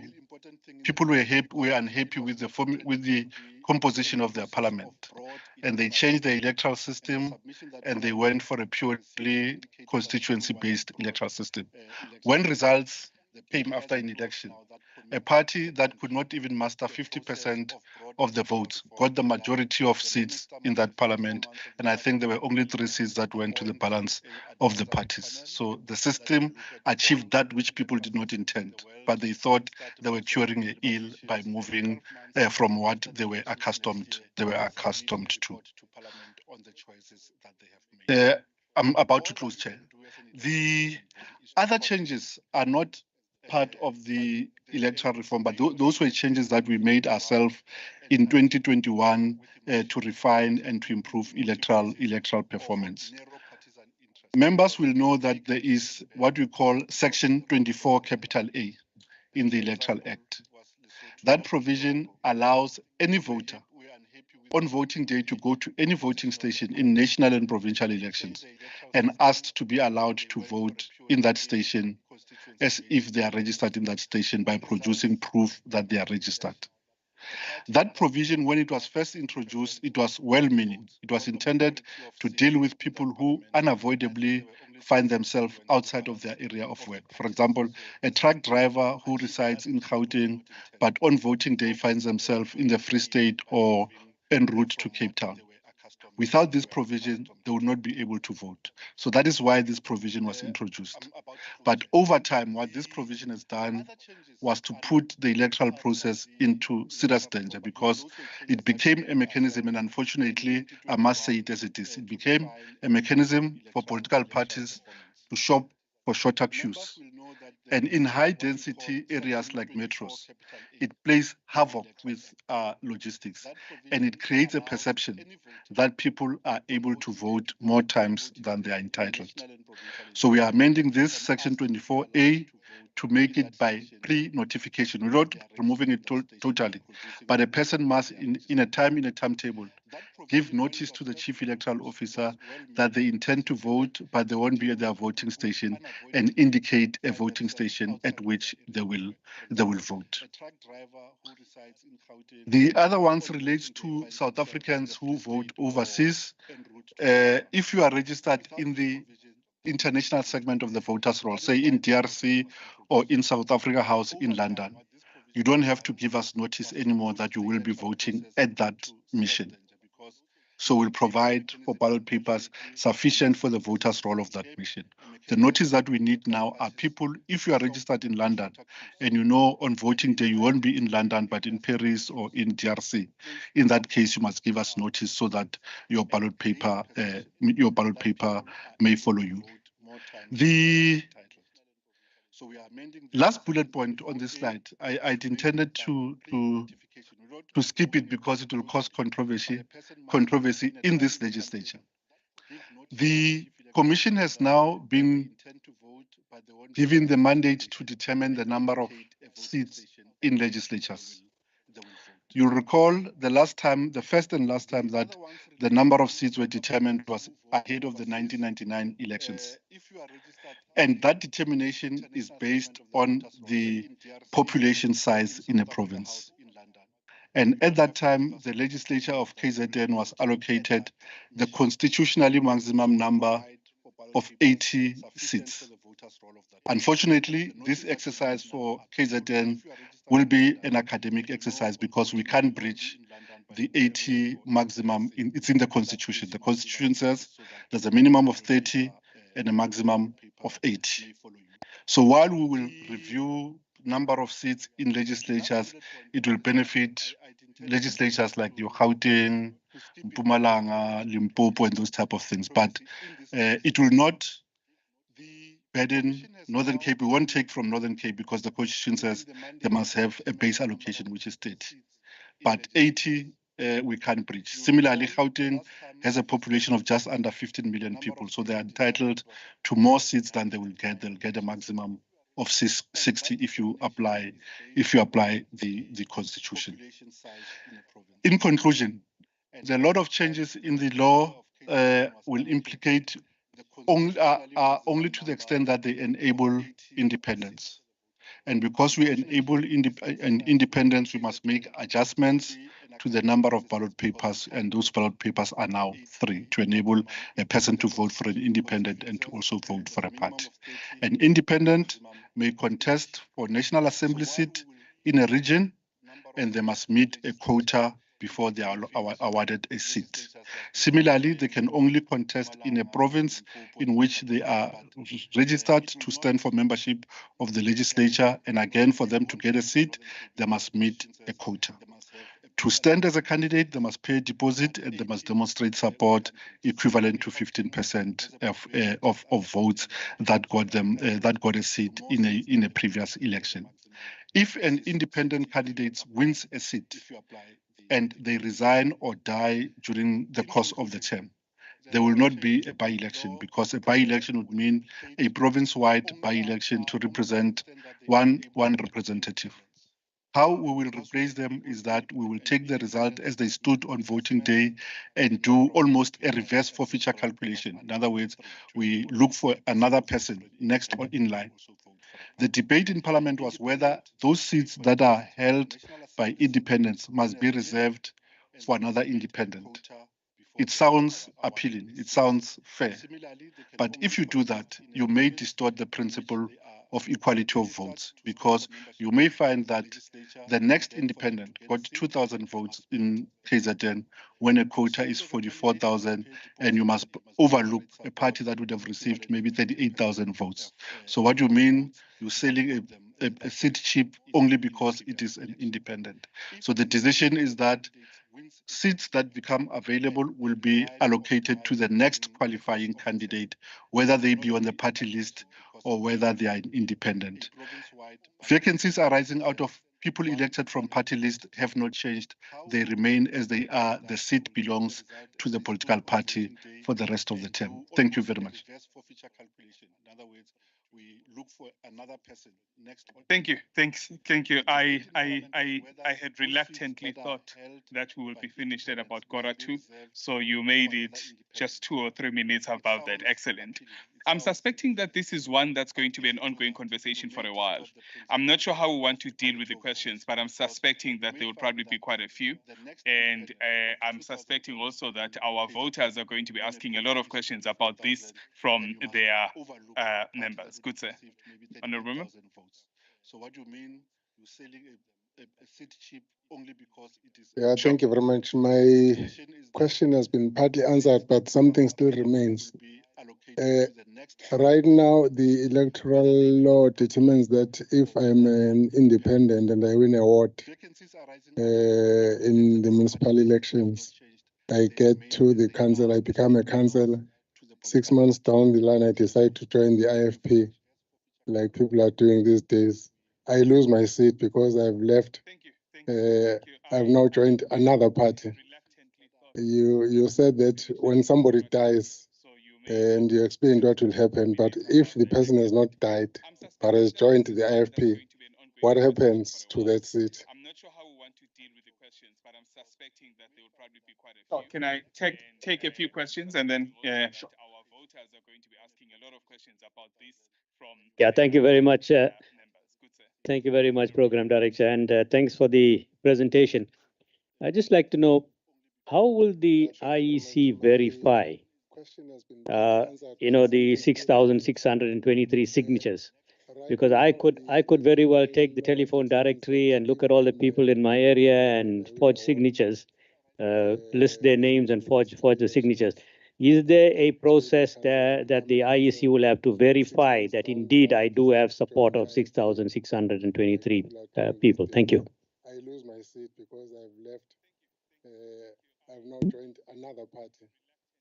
You said that when somebody dies, and you explained what will happen. But if the person is not No, died, thanks, Program Director. No, I think my colleague have covered me around the issue of the quota that allows an independent candidate, because you can take a voter's roll and list people and sign. How do they verify that one? I think my colleague have covered me. But the other one is around the issue of the candidacy. Are they allowed to stand at a national as well as the provincial list if they did get a quota on both? I'm just checking that one. The last one is is my colleague asking about joining the IFP? No one will join the IFP, but the only in Parliament. The floor crossing that allowed the members of the Parliament to cross to other parties was closed. But I don't know whether on the independent, as my colleague was asking, that one was on the lighter notes. The one that the colleague is asking whether I'm an independent and now I want to join the party. Am I allowed? Because the issue of the floor crossing that allowed people to cross from their seats to other seats was demolished, is no more there. Maybe I think the question that colleague is asking need really, because this one is just an independent person, is not parties. I'm just checking. That one. The last one is No, thank you. I've been covered by my colleagues on other questions, but when Mr. Shiburi opened his presentation, he said in the National Assembly there is 200 that is reserved for independent. Is there a number in provincial legislature that is reserved for independence, like he said in the National Assembly? Thank you. I'm an independent and now I want to join the party.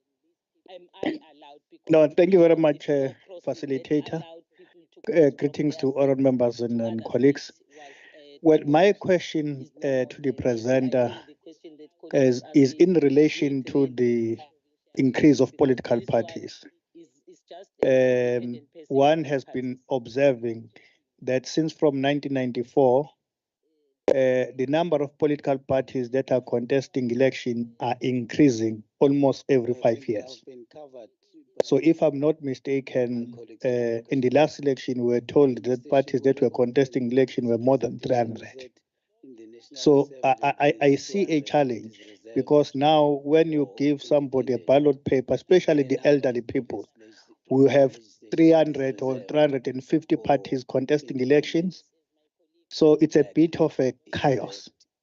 So I'm not sure whether there has been any thought in terms of this. I understand that in South Africa, democracy, it's new, and everybody want to start his own little political party and take a chance and contest. Now there's this new, what to call thing now of independence. But the problem is that if we are not actually managing these things, going to be a problem. Maybe one day we'll have more than 1,000 parties contesting election. How are we going to contest, to manage this in a form of a ballot paper? I'm just making an example, So it's a bit of a challenge. And even some colors of political parties, you may not be in a position to make a distinction. They are more or less the same, So all of those things does confuse voters. But I'm just bringing this as a thought, because I can see it look like there is no limit. Everybody you can wake up tomorrow and actually, register your own political party, and so on and so forth. And you can see the numbers are gradually increasing. And everybody want to start his own little political party and take a chance and contest. Now there's this new, what to call thing now of independence. Thank you. I'm just having one question to check whether a card-carrying member of Party A can become an independent candidate with the membership of the other political party. So it's a bit of a challenge. And even some colors of political parties, you may not be in a position. Thank you, Program Director. Let's invert the question and start with the difficult one. The bill in its original form had a provision that a person who wants to stand as an independent must have not been a member of a political party for 4 months before close of candidate nomination. And we said to Parliament, if they put that provision there, we won't be able to enforce it. It's a meaningless provision, because we know you can end up as a card-carrying member unbeknown to you. So that provision is no longer there. We don't look at that. You can be a member of a party in good standing and still stand as an independent. The question about the proliferation of political parties, that is a discomfort that we also share. As we speak now, we have over 500 registered political parties. Thank you, Program Director. Over 500 registered political parties. And with each election, it does not translate in plurality of voice in legislatures or in National Assembly. The number of parties in the legislature has plateaued at between 13 and 14. It doesn't increase with each election, but with each election, the number of things increases. As a constitutional body, we must be seen to manage a scheme that enables everyone who thinks they represent a view to be able to contest an election. And we we leave the voters to be the arbiter to repudiate their claims. But it puts a lot of strain on us when we register parties. For example, if you are in Africa, the party will invariably have Africa in its name. It will have a combination of the green, gold, and other colors on its logo and identifier. So it is a mission. We reject a lot of parties also because we've run out of color schemes. Just to make a joke, because I'm in KZN, there was one where they took the logo of a party I won't mention, but instead of elephant, they had rhinos that, and they were all three. So, and the color scheme, when you look at it, you can tell this person is trying to draw support from the popularity of a certain political parties. We get it right most of the time, but there were times where we get it wrong and we get challenged. It is also in the interest of parties. We've agreed with parties that as we receive people who apply or as we gazette the new parties, we will circulate to your national reps so that you can take a decision whether you want to object to that person registering a party or what. The size of the ballot paper is a concern that we share because a ballot paper is a choice for a person to make a choice. And if the colors are unclear and under less than ideal lighting situation in ballot papers, it is true that people may make mistakes and cast a vote for a party they did not intend to. So a combination of requirements of deposit and registration requirements are intended to keep the numbers down without being arbitrary and unreasonable. Because if once we become unreasonable and arbitrary, we're going to get taken to court and the court is going to tell us that much. The number of seats, maybe I did not articulate them clear. Let's use the word without using reserved. So the seats are not reserved. There are 400 seats in the National Assembly. The half of the National Assembly may be filled by a candidate who's an independent or who represents a political party. The other 200 are the ones that are reserved for parties in order to restore proportionality. So that if a party gets 36% of the vote across the country, we must reward it with 36% of the seat or close to 36% of the seats in the National Assembly. So in a provincial legislature, it is a single tier election. In a National Assembly, it is a two-tier compensatory system.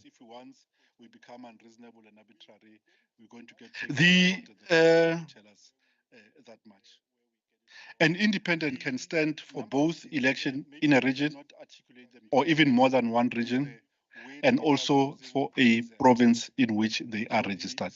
However, a candidate who appears on a party list must choose. They can appear on both. We do not have a database of signatures to verify that a person has not forged signatures. We're hoping over time, and it's a big hope, that over time, because we no longer give out ballot paper, voters roll with full signatures. So a person must find the name, an ID number, and a signature.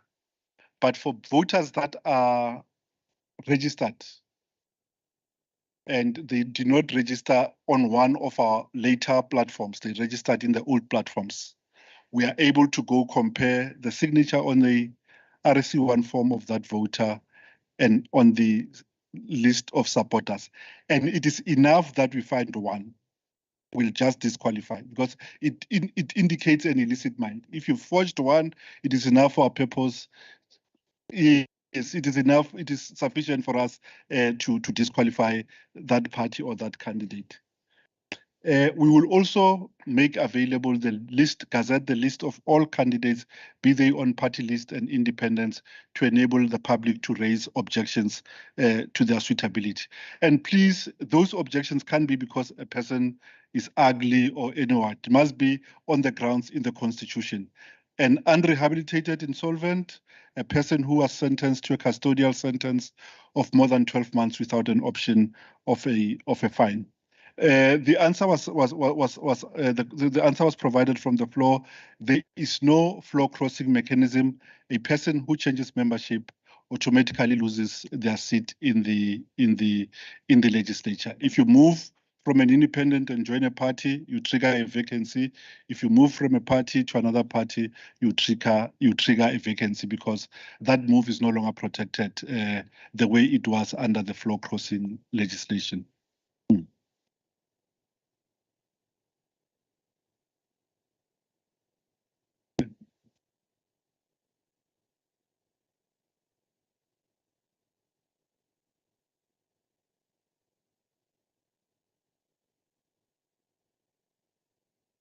First, the telephone numbers, name, surname, ID, telephone number, signature, so that you can randomly check, because as you are correctly indicating, the new system now, there is no signature that you can check, because I can go.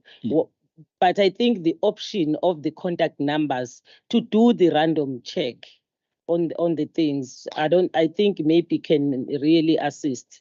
Thanks. We've considered that, but we thought it will be placing too much burden. For example, if a person came to me and asked me all those details, I'll give them some and not all.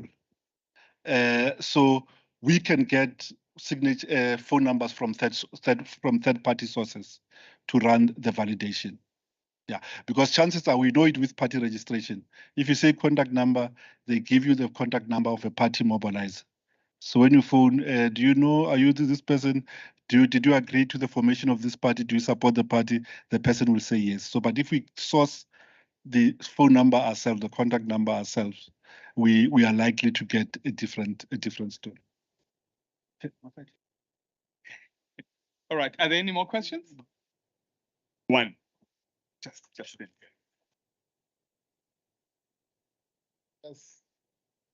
Oh, no. The bill does not implicate the NCOP. NCOP is a separate house of the House. The arrangements now still stands. It is a house made up of representatives from different legislatures. So what needs to change, though, will be maybe the constitution and the rules of parliament and legislatures to enable, so that you don't exclude. If, for example, in a legislature you have 10 independents, you must also consider them for being delegates, whether permanent or voting delegates. Yeah, so those are similarly to that. What I did not raise will be the implications for political party funding.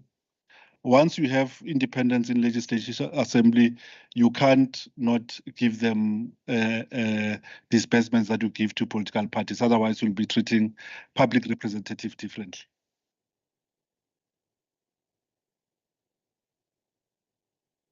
All right. Thank you. Thanks very much. It sounds like the hands have been exhausted.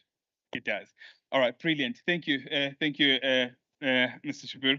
There isn't another person. Thank you. I did not think that we'd be able to put it off as quickly as we did. Thanks for that. We are taking a break for lunch, I'm suspecting. I'm opening it up for decision here, but there is a slight decision that we need to make. We were intended to conclude the day's proceedings at 3. We have a 45-minute provision for lunch. If we take lunch now at 2:05, it means we are back at 2:50. And the one session that has not been done is a 1-hour session on House rules refresher. I'm not sure what becomes the attitude of the House with regards to returning for that presentation, and at what time and for how long. If we can make that decision very quickly, and then we are able to determine where do we go. Chaz.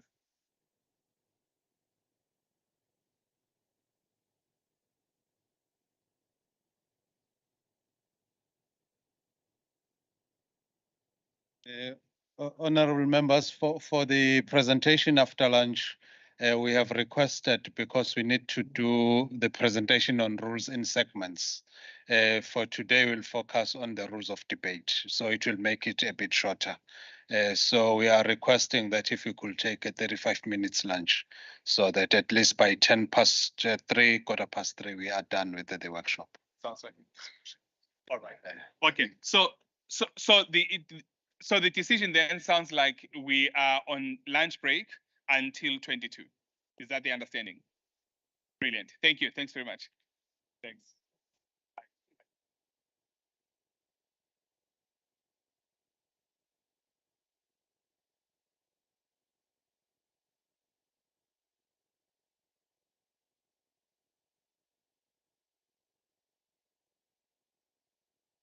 Done now. Yeah.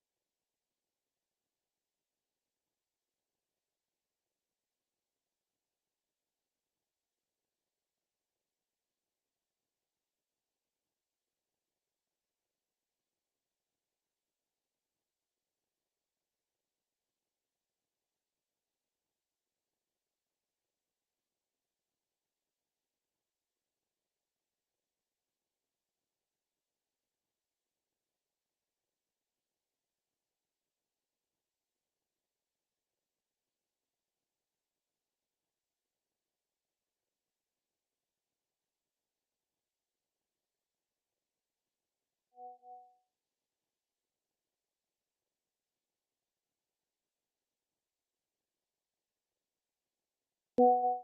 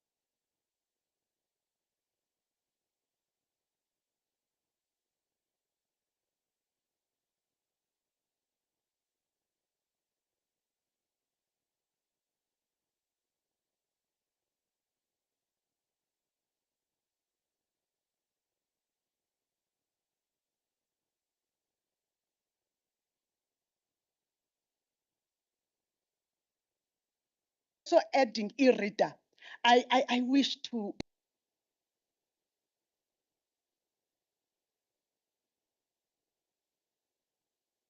adding e-reader, I wish to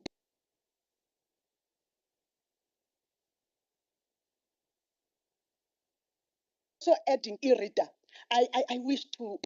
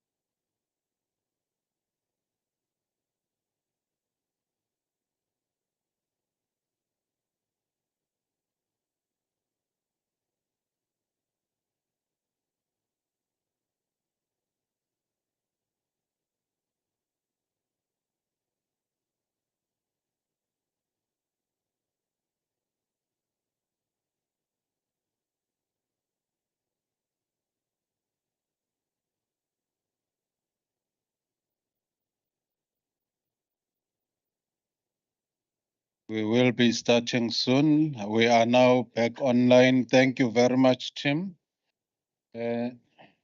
Nishan, can you try speaking so that we hear if you are connected properly? Good afternoon, Mr. Nzuza. I can see your mic is on, but you are not audible this side. Try one more time. Hi, Zets. Can you hear me? ICT team, Yeah. please assist. Nishan has got his mic on, but he's not audible. Try one more time, Nishan. Hello? Hello, Zets. Testing, No, 1, nothing 2. yet. No, Nishan, connect virtual. Uyazama ukukhuluma. Try one more time, Nishan. Hi, Zets. Can you hear me? No, you're not audible still. I ICT team, can you hear him try on the this, virtual Nishan? platform. Okay. They are working on one more thing, Nishan. You'll be audible soon. Members, can we please come back in? We want to honor the promise to conclude by 3:15.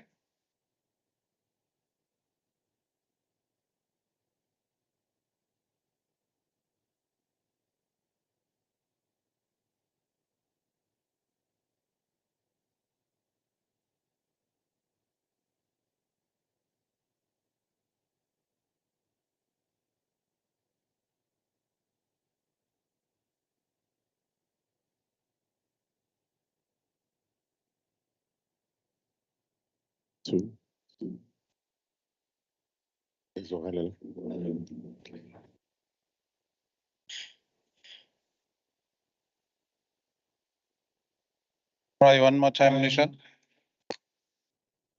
Hi, Zets. Can you hear me? Thank you. We can hear you.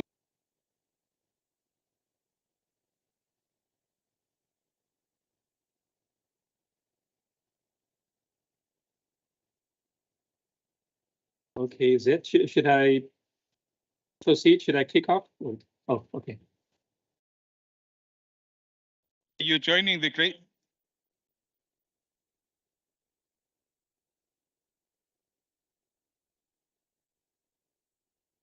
It,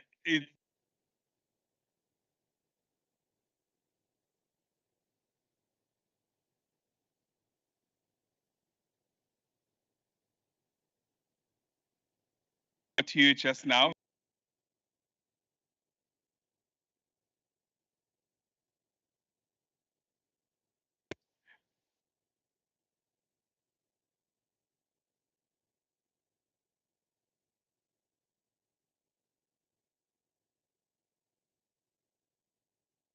Hello, Futhi, can you hear me? We can hear you. Oh, that's great. Good afternoon, facilitator. Good afternoon, honorable members, secretary and colleagues. My apologies for joining you virtually. Circumstances unfortunately forced me to join you virtually rather than physically. But my colleague, Mr. Nsele, is present. So if there are any issues that arise after the meeting, then if I can't assist, then I'm sure he'll be able to assist you. Members, I have shared the presentation, and I'm also going to share it quickly on the virtual platform as well. And I trust that it is visible to members. Honorable members, my task today is to do some refresher training on our standing rules. And the area of the standing rules that we've selected is actually the critical area of conduct in the House and contempt. Especially in view of what happened in the last few sittings, it was viewed that it's critical that we remind members of their powers and also their obligations when it comes to debate in the House. So the areas that I will cover is firstly the importance of decorum. I mean, why is decorum so important in the House? Secondly, I will go over the relevant statutes. Firstly, the provisions of the Constitution and PIPLA, which are obviously the critical pieces of legislation in establishing the framework for how members conduct themselves in the House. I will also deal with rulings from the chair and why they are important, the role of practice and convention in the House. Then we will go specifically into some of the more important rules of debate in our standing rules, the powers of the presiding officer, and lastly, I will highlight two critical court judgments that actually relate to the conduct of members and decorum in the House. So that will be the structure that I follow, honourable members. And I will start off quickly now with the importance of decorum and why it's so important when it comes to sitting of the House. We know that conduct of the members underpinned by rules, ethics, and customs. And we know that members of the legislature are elected by the constituencies to serve their collective interest. And service begins with the manner in which the elected representatives carry themselves and present themselves in the House. So we have the public and we have members that are representing the public. And when the public watches sittings of the House, they want to see that the legislature is actually performing its core mandate of oversight over the executive, that we are passing and enacting legislation that is important for the province, that we are conducting public participation. So members of the public want to see that we as the legislature, and especially you as members, are performing those roles effectively and efficiently. But if they see the House is in disarray, then this doesn't engender confidence in the public. And that's why decorum in the House is so important. Because if there is chaos in the House, and if the public sees that this is what's going on during sittings of the legislature, then it doesn't bode well for the confidence of the public in the ability of the legislature to perform its functions and the ability of members to perform their functions as well. So that's why decorum is so important when it comes to sittings of the House, to engender that confidence in the public. And the conduct of members is also important to ensure that public confidence in and the integrity of the institution of the KZN legislature is maintained.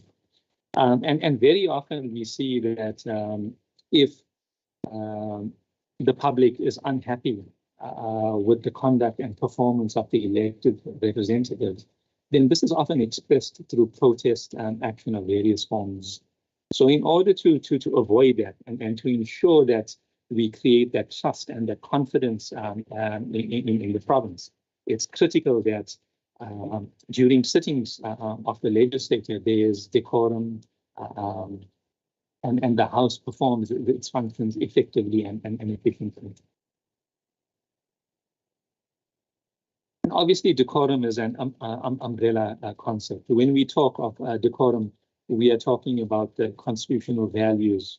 We are talking about the behavior of members, the conduct of members, the appearance of members, etiquette and conduct. So all of those issues, even the dressing of members in the House, the way they address each other and so forth, all fall under the umbrella concept of decorum.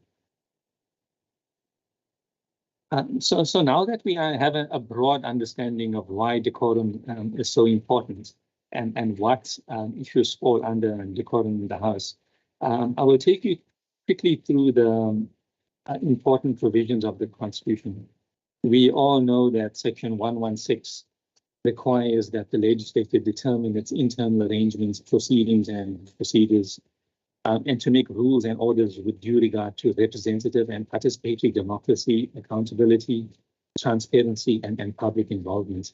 So Section 116 actually gives the legislature that power to determine its own internal arrangements. And one of those internal arrangements is the standing rules of the legislature.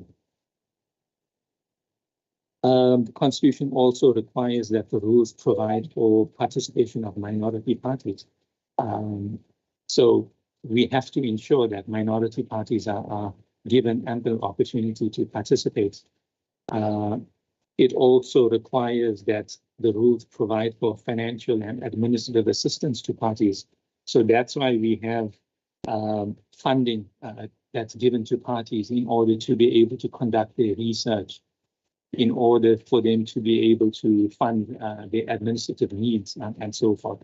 It all stems from this constitutional imperative that the legislature give the proper financial and administrative assistance to parties so that they are put in a position where they can perform their functions effectively. Then the Constitution also requires that there must be a recognition of the leader of the opposition. So that's a constitutionally envisaged role that's provided for and that must be recognized by the legislature. The Constitution also emphasizes the importance of attendance by members to committee meetings and sittings of the legislature. So if members are absent for any reason, then there is provision for loss of membership if that absenteeism goes to a certain extent. And this is also provided for permanent delegates if they're absent from the NCOP as well, without permission in terms of the rules and orders. And critically important is Section 117, which provides that members have freedom of speech. Apart from Section 116, I mean, for members, that freedom of speech provision in Section 117 is obviously the most critical provision for members as well. But that freedom of speech is not absolute. It's subject to rules and orders. And it's also provided for that members are not liable to civil or criminal proceedings, arrest, imprisonment, or damages for anything that is said in the legislature or in the committee. So those are the more critical provisions of the Constitution that I've set out, because it actually sets the framework for other pieces of legislation like the Powers and Privileges Act and also for our standing rules as well. And the other piece of legislation that I want to go quickly through and take you through a few of the important provisions is PIPLA, which is the Powers, Privileges and Immunities of Parliament and Provincial Legislatures Act, because this piece of legislation actually has some very important provisions relating to the privilege of members, what privileges they enjoy when it comes to sittings and committee meetings, what powers members enjoy in the House, and also under what circumstances they may be guilty of contempt for certain behavior. So I'll take you through quickly some of the critical provisions of PIPLA. Firstly, PIPLA protects the authority, independence, and dignity of legislators and members in order to allow them to carry out their constitutional functions. So some of the privileges that are set out in the Act, for example, is in Section 5, where there is a prohibition of serving of summons or subpoenas unless authorized by the Speaker. So any person, whether it be the sheriff of the court or whoever, if they want to serve summons on a member, if they want to serve a subpoena on a member, this cannot be done within the precincts of Parliament unless it's authorized by the Speaker. And this just emphasizes how the importance of the role that members play, that this piece of legislation actually provides, that members cannot be impeded in their role by someone coming to try and serve summons or a subpoena on a member of the legislature. Then Section 6 also provides for freedom of speech at sittings of the legislature. It's provided in the Constitution, and it's emphasized in PIPLA. But critically, this also applies to members of the legislature that attend NCUP as special delegates as well. So not only in the KZN legislature, it also applies when our special delegates attend NCUP as special delegates. Then Section 7 says that no person may threaten or obstruct a member from going to a meeting or sitting. Once again, this protection, this privilege is there, and it's accorded to members to make sure that no one can interfere with a member when they perform their role in the legislature. No person may influence a member by intimidation or force or threat. So here again, that critical protection of members is provided for and protected in the plan. Apart from those privileges, there are also a few provisions which set out what members can and cannot do.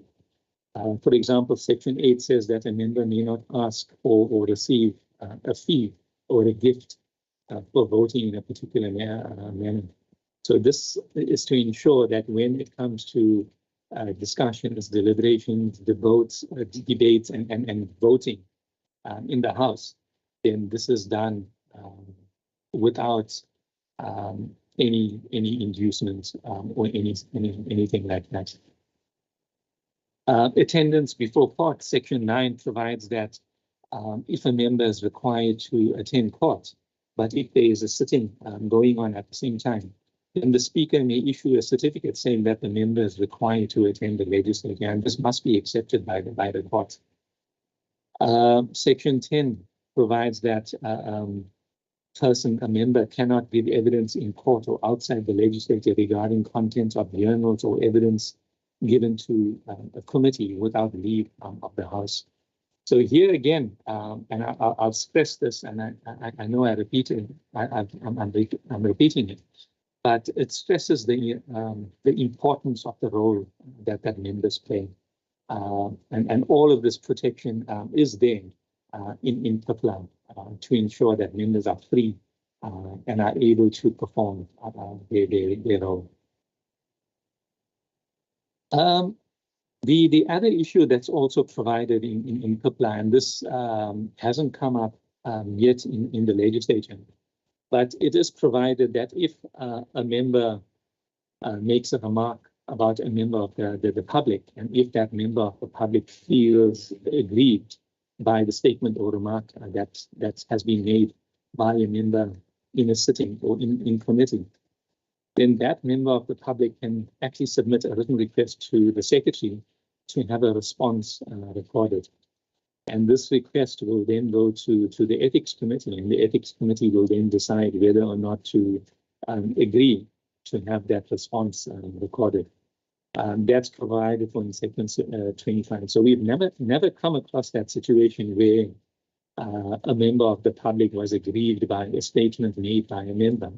But just for information purposes, we know that Section 25 of PIPLA provides for that.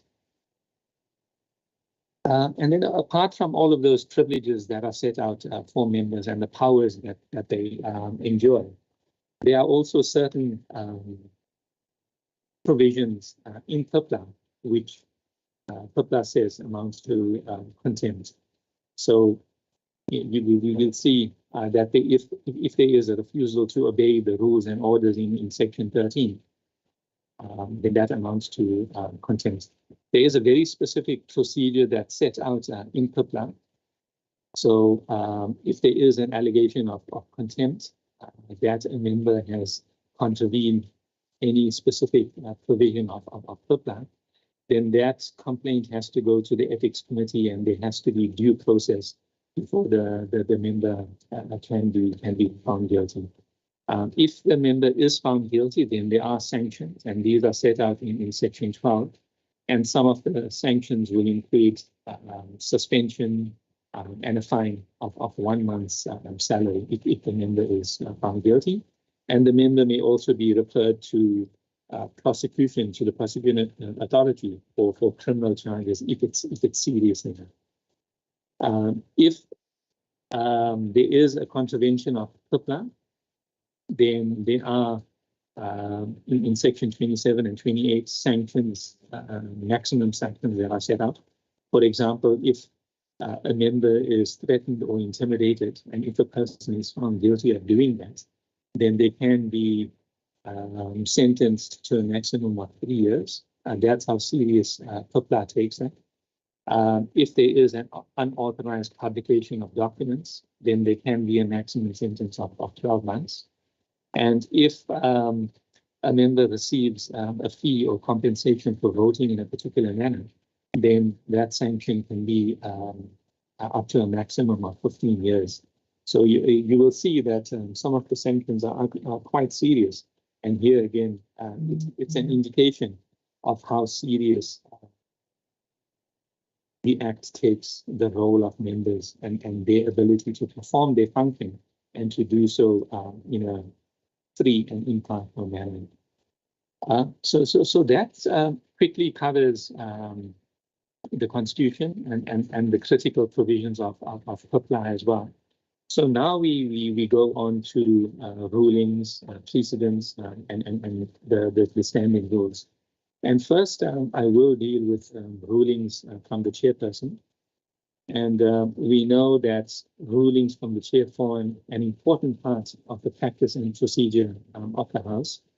So if there is a need to interpret the rules, then the ruling from the presiding officer actually does that. And there may be various practical situations where there is a need for a ruling.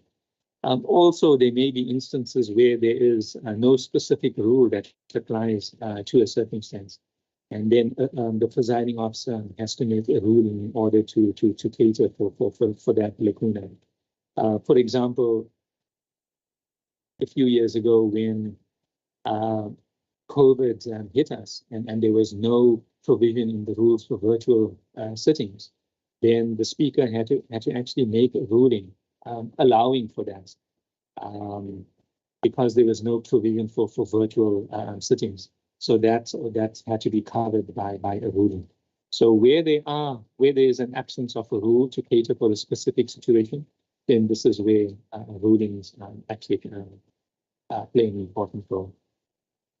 And rulings do take into account precedents. So whenever the presiding officer makes a ruling in the House, he always looks at whether there's been a past precedent. So if there was a similar situation that happened in the past, then that precedence is taken into account. And this is just to ensure that there is consistency. So if a very similar circumstance happens in the House now and then 3 weeks later, the ruling shouldn't be markedly different. So there has to be that consistency, and this also assists members so they are clear in their mind as to what conduct is accepted and what is not accepted. And that's the importance of precedents when it comes to rulings by the presiding officer. And apart from rulings, there is also practice and convention. We always talk about it's been practice at the legislature, it's been convention. So you won't see some things that are written down. For example, that you won't see a rule relating to the bringing of the mace and how the mace is placed before the sitting starts. But it's convention that's been carried over from the Westminster Parliament and just continued, and that's how practice develops. So as practice carries on, it becomes a convention, and it may be defined as the usual and regular method of proceedings. And like I said, practice and convention comes into play where there are no rules that are set down in the standing rules. So this is just to illustrate that apart from the rules which are written down, rulings, practice, and convention is also important when it comes to proceedings in the legislature. So I thought I'd just cover that as a starting point, and now I'll move to some of the specific rules of debate and maintenance of order in our standing rules. We know that the rules of debate are based on the principle of maintaining order. That's the purpose of our standing rules. They relate inter alia to the use of unparliamentary language and gestures, interruptions, points of order, the modes of address, attendance by members, and so forth. So these are all some of the members that, some of the rules that are covered in our standing rules. And we know that although members have freedom of speech, members have to temper their speech to conform to the parliamentary standards of propriety. Although the Constitution says that members have freedom of speech, that has to be in line with, it has to meet with preserving the dignity and decorum in the House. The underlying principle is that of showing respect to the House and to other members, and conduct should not cause a disruption to proceedings. So you'll see some of the rules that relate to conduct is members are required to be seated when the bells stop ringing to mark the start of proceedings. Members are required to dress according to good sense and judgment of members without subject to any rulings and accordance with the dignity of the House. For example, Rule 50 deals with members' attire, and it states that to preserve the decorum of the House, members must dress formally in contemporary business attire or traditionally, provided that a member may not wear or display any political party regalia or badges.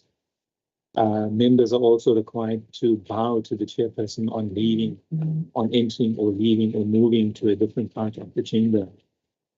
Members are not allowed to converse aloud during debates, nor are they allowed to interrupt a member who has the floor, except to call attention to a point of order or questions of privilege.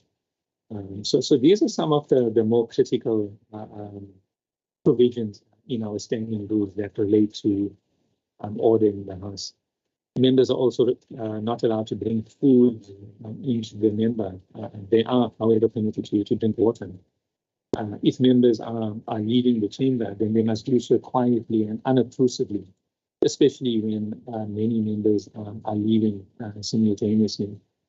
And one of the more important standing rules is actually Rule 75, which relates to the use of offensive or unbecoming language, which is not allowed. Rule 70 provides that when a member is addressing the House, the member must address the chair. And this is just to prevent dialogue between members that may lead to disorder. When a member speaks through the chair, a direct attack on another member is avoided. So that is why we have that provision in our rules saying that when a member is addressing the House, he must address the chair. It's just to avoid direct attacks on other members and avoiding a situation, a dialogue between two members which relates to disorder.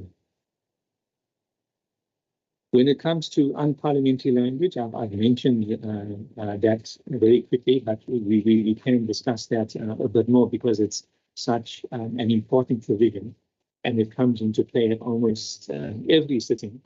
Rule 75 says that no member may use offensive or unbecoming language. And when the presiding officer has to decide whether a word or a phrase or a statement made by a member is offensive or unbecoming, then the context must always be used. So the context in which the member made that statement is always considered when deciding whether that statement was offensive or unbecoming.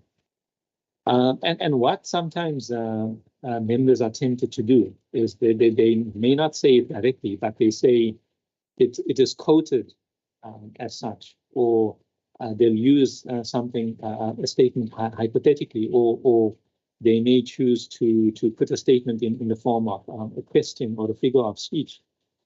However, if they do so and they use offensive or unbecoming language, then that is also not allowed. So even if a member says something offensive, but phrases it in the form of a question, or phrases it hypothetically, or say that he's quoting from somewhere, it doesn't take away from the fact that that statement will still be regarded as offensive or unparliamentary. But obviously the context must be taken into account, and every situation will be different. And then very often as well, we have a member accusing another member of a lie. And this is always, it always will be regarded as unparliamentary.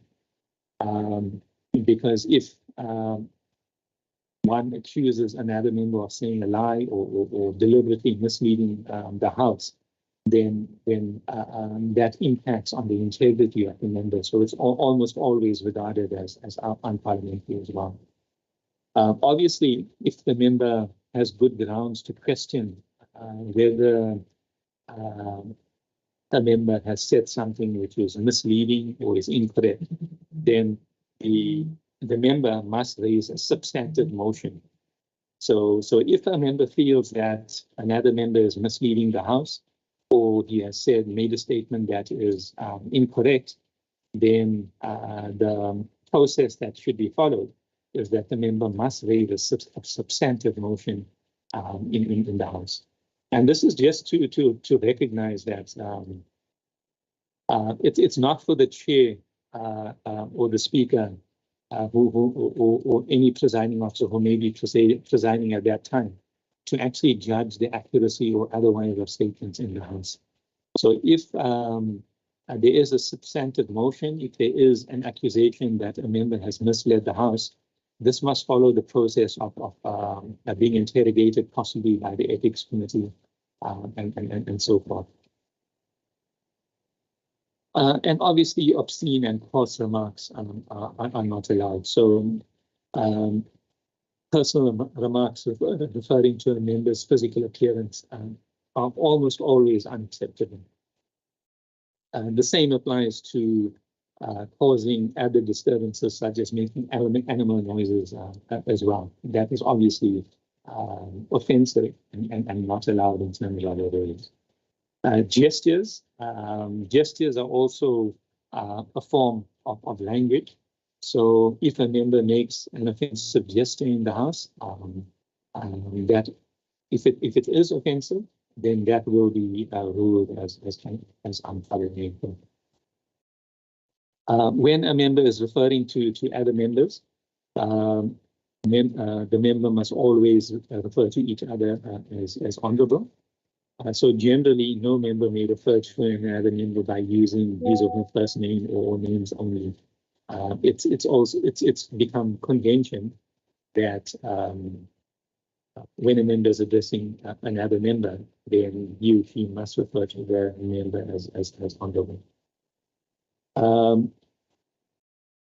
When making unsubstantiated allegations against the integrity of another member, then that is a means of imputing improper or unworthy motives, and that will also be regarded as unparliamentary. But obviously, like I suggested before, if a member wants to bring an allegation of improper conduct on the part of another member, then that must be done by way of a substantive motion. And a substantive motion must comprise of a clearly formulated and properly substantiated charge. And except upon such a substantive motion, members should not be allowed to impute improper motives to other members. And I've spoken about that. So if there is an allegation against a member, that should be done by substantive motion so that it can be considered properly. We also have Rule 77, which deals with sub judice matters. And there is a recognition in our rules that a member should not refer to any matter in a substantive way on which a judicial decision is pending. And this is just to avoid and to avoid the danger of prejudice to proceedings before a court. So if there is any danger of a court being influenced or being a court matter being prejudiced, then the sub judice rule will apply, and a member shouldn't refer to any matter that's being considered by a court. And in our rules, we've actually defined when a matter is sub judice or not, because we've also recognized that sometimes it may be abused. So every instance that's before that's being considered by some sort of tribunal, then it's argued that that matter is sub judice and members may not comment on it. So in our rules, we've actually defined very clearly when a criminal matter is sub judice, when a civil matter is sub judice. So it's very clear when members may comment and when they may not comment on that matter. When it comes to the public gallery, members may not address the public. This obviously doesn't prevent any member from referring to non-members of the House. However, ideally, the House cannot engage with the gallery, because a sitting is a meeting only of the elected members, not a meeting of the gallery as well. So there shouldn't be any way of addressing members of the public. When it comes to the power of the presiding officer to maintain order, there are a number of rules that are set out to preserve the power of the presiding officer. For example, if a statement by a member is ruled to be offensive or unparliamentary, then the presiding officer may, either in response to a point of order or of his own accord, direct that the member withdraw that statement and to refrain from that behavior. And that statement and those words should be withdrawn, and that behavior should be ceased unconditionally. There are further powers that are accorded to the presiding officer. For example, if it is seen that a member is deliberately contravening a provision of the rules or is contempt of the authority of the chairperson, then the chair can order that member to withdraw immediately from the chamber for the remainder of the day sitting. And if still the member refuses to withdraw, then in that instance, the presiding officer can call for the removal of the member from the chamber in order to preserve order in the chamber. In instances of grave disorder, so when there's chaos in the House and there's an inability to continue with the business of the House, then in those instances, the chair may adjourn the meeting or may suspend the proceeding with the House. And if the presiding officer is of the opinion that the conduct of the member is so serious, then the presiding officer may suspend the member as well. So that power is given to the presiding officer in the rules. And that's essential in order to preserve and allow for proper functioning of the House. There are a few critical judgments which I thought I'd just highlight, because they set out important principles relating to conduct of members and their behavior in the House. And the first judgment I just want to refer to is the EFF versus chairperson of NCOP. And this related to the issue of freedom of speech and removal from the chamber. And there the court conceded that it was not in dispute that parliaments have the power to self-regulate within the bounds of the Constitution. They also agreed that members should not be allowed to impute improper motives to other members or cast personal reflections on integrity or verbally abuse them. So that was recognized by the courts. However, what the issue that was in dispute was that rules must be applied rationally. So obviously, when it comes to debate in the House, the presiding officer should permit as much as possible vigorous discussion, because that's the purpose of debate, that there should be vigorous discussion and argument between members, but obviously within. And when there is a ruling, then the rules must be applied rationally. So that was recognized by the court. And then the other critical judgment to highlight is the constitutional court matter of the DA versus the Speaker of the National Assembly. And here it was also recognized that members have the right to meaningfully participate in and contribute in sittings of the House. However, those privileges cannot give members a license to disrupt the proceedings of the legislature in such a manner that it may be hamstrung. So this was a critical finding of the court, that although members have the right to participate, that privilege and the constitutional right to privilege to freedom of speech doesn't give a member the license to disrupt proceedings in such a manner that the legislature will be hamstrung. And then there was also a recognition by the court that Section 116 is wide enough to allow the legislature to maintain internal order and discipline in its proceedings by appropriate means, and rules and orders may thus limit parliamentary free speech. So again, a critical recognition by the court. Although there is freedom of speech, that freedom of speech may be limited by the rules and orders of the legislature. And this is in order to facilitate and to ensure that the legislature is in a position to continue with its business and to conduct its business in a free and fair manner. So those are just a few of the important principles that came out of those court judgments that illustrate some of the rules and some of the provisions in our standing rules. Members, yeah, so that actually covers decorum in the House and the conduct of members in the House.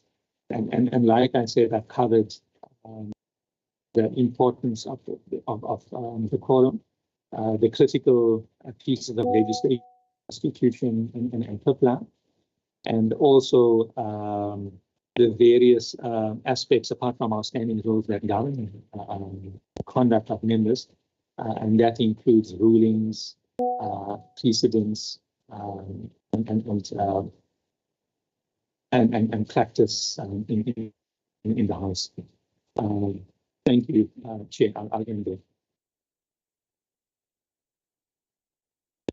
Thank you. I'm just going to check if there are any questions. Thank you very much for that. It was quite clear, well presented. I'm hoping that the presentation has also been circulated to the honourable members. Any questions, members?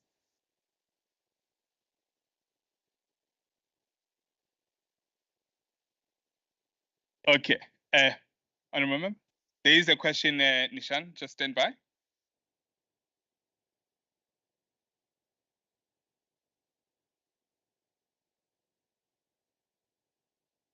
Thank you very much. Just three issues, Chair. The first one is the issue of time limits, setting of the time when members are debating. It doesn't refer to what was presented. I'm glad that one of the presiding officers is here, which is what one has observed. that there seems to be inconsistencies, sometimes in a good way, sometimes not in so much a good way, because there is no rule to it. You are allocated 10 minutes, you have to speak for 10 minutes. But the inconsistencies here, when an MEC speaks and the time is exhausted, you will more often than not get the presiding officer saying, MEC, round up, your time has come to an end. There is that leeway to say, finish what you are speaking because you have exhausted your time. But if it's a member, and maybe more often than not a member in the opposition benches, time up, sit down, you know. And it doesn't sound and bother well, because you are speaking and sometimes you are not even aware of the time. You can't even finish the sentence you're speaking. You see, so when other people are allowed that leeway to finish what they are doing and others are not, it's okay if it's going to be across the board. Say, sit down, your time is up. You know, to the extent that even with the members, you'll find that when the time is up, people shout at you, even before the presiding officer says anything. You know, which is, I'm saying, not maybe, I don't know how the presiding officers are going to tackle it, because it has affected all of us in the house. But it's just my personal view that it's not right. It's not right. Talking to the issues of decorum. Two, if the presenter can give me the difference between the point of order and the question of privilege, what is the difference between the two? Because sometimes, you know, it's just used not even interchangeably. It's treated as the same thing. What is the difference between the two? When do you call for a point of order? When do you call for a question of privilege? And the last one, Chair, is that clause talking to the recognition of the leader of the official opposition. If this recognition can be unpacked, what does it speak to? I'm the leader of the second largest political party in the House. I'm given that first seat there on the right. Is it about that? Doesn't it talk to the issue of resources? You know, in other democracies, the leader of official opposition is so capacitated in terms of office, in terms of resources, in terms of personnel. In our case, this issue of recognition of official opposition leader, what does it talk to? We are 1 year to the end of office. Nobody's going to say, oh, ukhulumela leader official opposition yakhe. No. Mhlambe ngikhulumela olandelayo, who may be from everywhere. So, but this thing really, can it be unpacked as to what does it talk to the recognition? Thanks. Thank you, Honorable Kawil. Any other question? Can we take more than one, Nishan? I'm noting them as well, and then we can answer them together.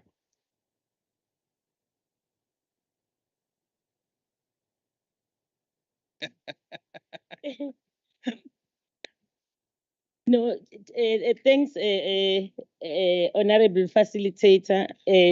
No, I want to check, but now this thing just went there on the offenses that are being made. There is a line that talks about 15 years. Maybe if you can just beam that one to say that when we are. Can you go back to it, Nishan, and share your screen and take us to those sentences for offenses where it referenced 15 years? Say,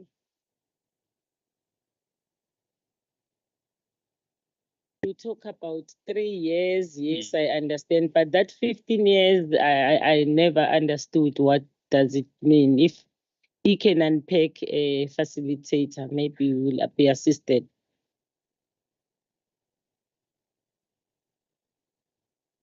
impose.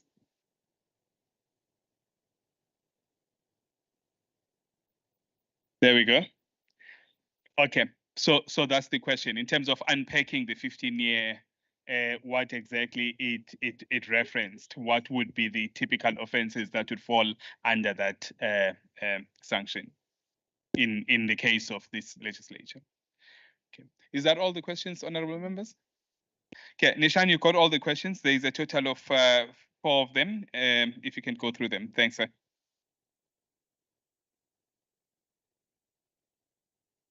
I did, Chair. Thank you, and thank you to members for those questions. I'll try and address them as fully as I can. Chair, the first issue was relating to time limits for debating, and the feeling that members are sometimes not given enough time to debate, and sometimes not treated equally with NECs. It's not an easy issue, Chair. Like Honorable Kaula mentioned, the issue of time limits is not dealt with specifically in our rules. So it's there's no rule that I can point to saying that this size party is should be allocated so many minutes in a debate.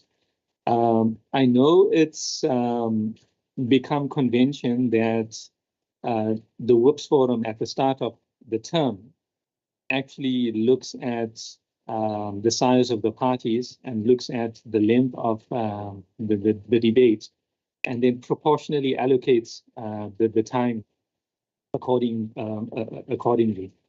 So yes, if I can just step, Nishan, the questions seem to, and Honorable Kaula will correct me, the questions seem to be centered more about what is the rule insofar as the treatment of members equally, where he points out that we give leeways to some and not to some. What is the rule? What should we be upholding?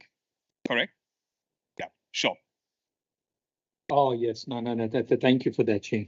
Yeah, I think there is a requirement that the presiding officer must be objective and fair at all times. I mean, it's clear and it's fundamental in any legislator that the speaker must always be objective. At the same time, the speaker does have a discretion, and that discretion must be exercised in order to cater for particular sittings, where we are running out of time, a debate needs to be concluded within a certain amount of time, then the presiding officer obviously has to exercise that discretion.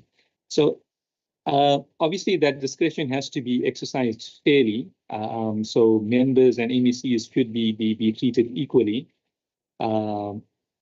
But yeah, I think much more than that, I'm unable to say, apart from saying yes, I mean, any presiding officer must exercise that discretion fairly and equally among all members. Thanks, Nishan. It sounds like it might be an area that might require guidelines to chairs insofar as how to objectively and fairly apply their discretion on such matters. Thanks, Honorable Kaula is nodding. It sounds like you've answered satisfactorily for the moment. We can move to the next one. Thank you, Chair. The other question is a very, very interesting question, and that relates to the difference between points of order and points of privilege. And it's a bit of there is a line between the two. So firstly, let's look at points of order. So we know that there are rules of order. For example, a non-member may not enter the house, a member may not eat in the house. Those are rules of order. So when a member raises on a point of order, he is actually rising to say that rule of order is not being complied with. So it relates to a rule that is being contravened, and that's an easy one. But when it comes to points to a point of privilege, This actually relates to a privilege that is enjoyed by a member. So we know that in terms of the Powers and Privileges Act, there are various privileges that are enjoyed by a member. For example, the one privilege is that obviously freedom of speech. The other privilege is that a member may not be obstructed from performing his role as a member. That's a privilege that actually is set out in TAPLA that a member enjoys. So if, for example, it comes up that a member is being obstructed and he's not being allowed to participate for some reason, then a member may get up and say it's a point of privilege because the privilege of that member is being impeded. So it's a little bit of a thin line, and it requires one to understand, what are the privileges that are enjoyed by members, and that's set out in the Powers and Privileges Act. But yes, if there's a feeling that one of those privileges is being infringed, then that's when a member can rise and say that it's a point of privilege and not a point of order.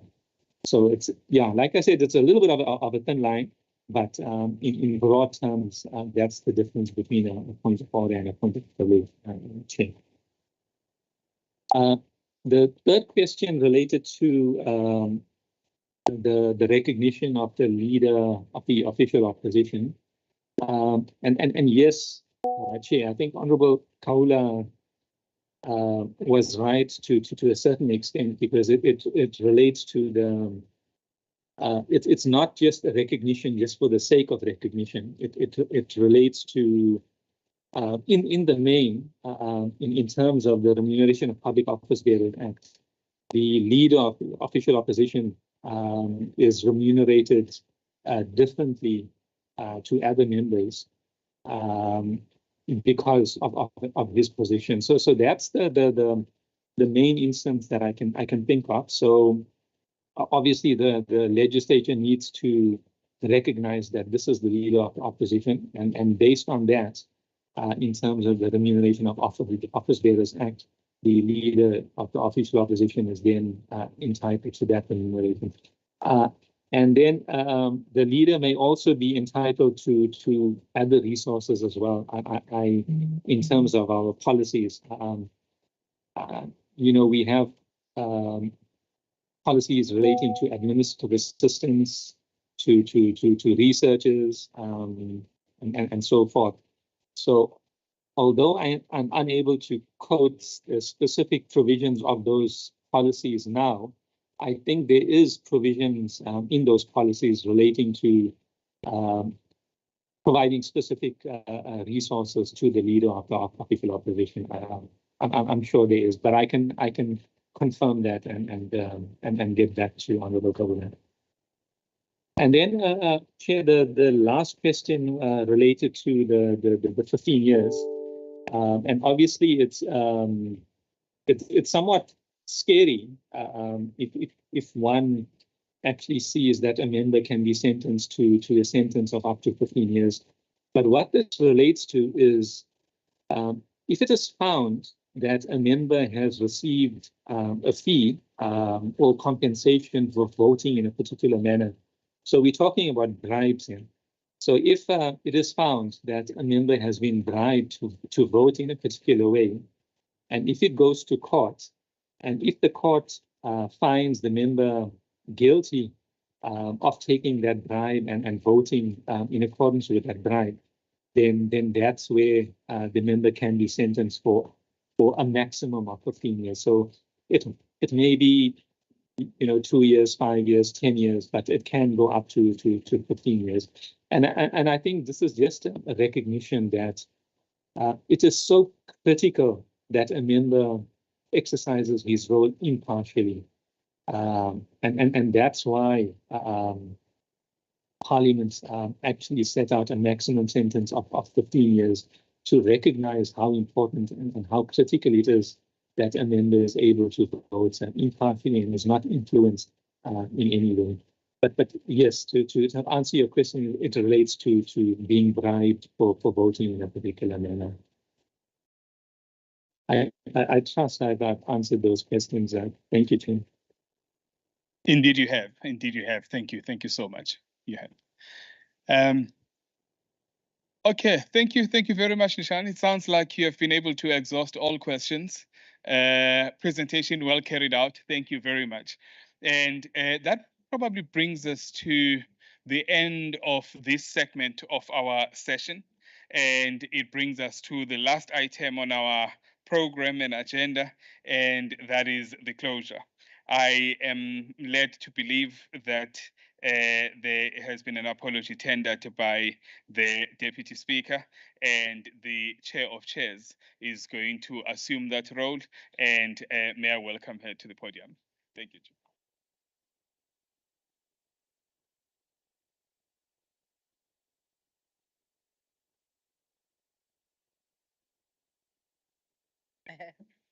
Thank you very much, Program Director. Let me first apologize for our colleagues that have left the meeting before we finalize the today's session. We anticipated that by 2:30 we will be done. So we are having another meeting that was scheduled for 3 o'clock, the Whips Forum. So most of the leaders are in that particular meeting. It's not that we are undermining this session, which is very important. Let me greet our program director, Mfanas, the party leaders that are still with us here, the official opposition, honorable members, the chairperson of portfolio committees, the legislature team that has been with us from the morning till now. Greetings, colleagues. It's been a very, very long day. Indeed, it was long, but it was so fruitful. I think we all agree it was very fruitful. All of us that are here, sizawubuyela emakhaya singanjengoba besifikile. Although the program was too tight to grasp everything, but it was very fruitful for us to be here. It just reminded me that if you are a leader and you are no longer learning, you must cease to be a leader. So the best leaders are those that are learning. So it's important for all of us to always refresh our minds with the information and the relevant information. And our presenters were really spot on, all of them. I'm not going to mention them one by one. They were spot on, they were well prepared. We are looking forward to the team researcher, that the information will be compiled and be shared with us as soon as possible while our memories are still fresh, and remember what was happening in this room, so that we link the information that is shared by our research team and also what we were gaining in the class. To our never disappointing program director and the facilitator, Mfanas, you always do not disappoint. You have conducted your job very well. We are so proud when we are giving an opportunity to facilitate, especially this kind of an environment that is not conducive for many people to stand here, but you are just making it easy for us. I was looking forward that we will have enough time so that we will do that exercise, and that exercise was going to assist all of us, the team building exercise. It's unfortunate that the time was not on our side. To our legislature team, thank you very much. We have done very well in terms of the preparation and everything. I know that you are the last being acknowledged in terms of the work that you are doing, but thank you very much for the work that you have done. today nami sengiyamazi u-librarian wethu bengingamazi. Ngicabanga ukuthi kuyasincedisa lokho kakhulu. Honorable members, I think all of us mase siye emakhaya sizophepha esikuthole namhlanje la kuzosincedisa kakhulu to sharpen our skills and sizodameke sivuselelana. Kufanele kulo 5 years noma ngaba siyitholi opportunity to come back. The opportunity that our political parties have given to us ikwazi ukusisiza to live beyond lesi sikhathi esibe naso ngenxa ye-exposure esibe nayo ndawonye. That's why we are not going to stop to have such sessions together. So siyabonga kakhulu boza kwethu. The environment esisebenzele kuyo was conducive for us to grasp information, except for few hours when we were seated in the cold room. But ke kubiye kwalunga, ngicabanga ukuthi akho umuntu ozophuma esegula, sizobuyela sonke emakhaya siphephile. Imoshwari leya ayimbi kakhulu. Siyabonga kakhulu. Nihambe kahle, niphephe, sibonane on tomorrow. Tomorrow we are having a sitting, so we'll meet tomorrow. We will be having our visual sitting. I think these visual platform things, they are assisting, but they are too draining. And the whips were not going to leave the meeting. At 4 o'clock, there is another meeting. And at 6 o'clock, another meeting. 8 o'clock, another meeting. So it's so clouded, the environment we are working in, but we are equal to the task, colleagues. Thank you very much. Nihambe kahle niphephe. Siyanithanda-ke nisibongele nasemndenini yenu bandla enibona kancane. Thank you very much. Thank you, Chairperson.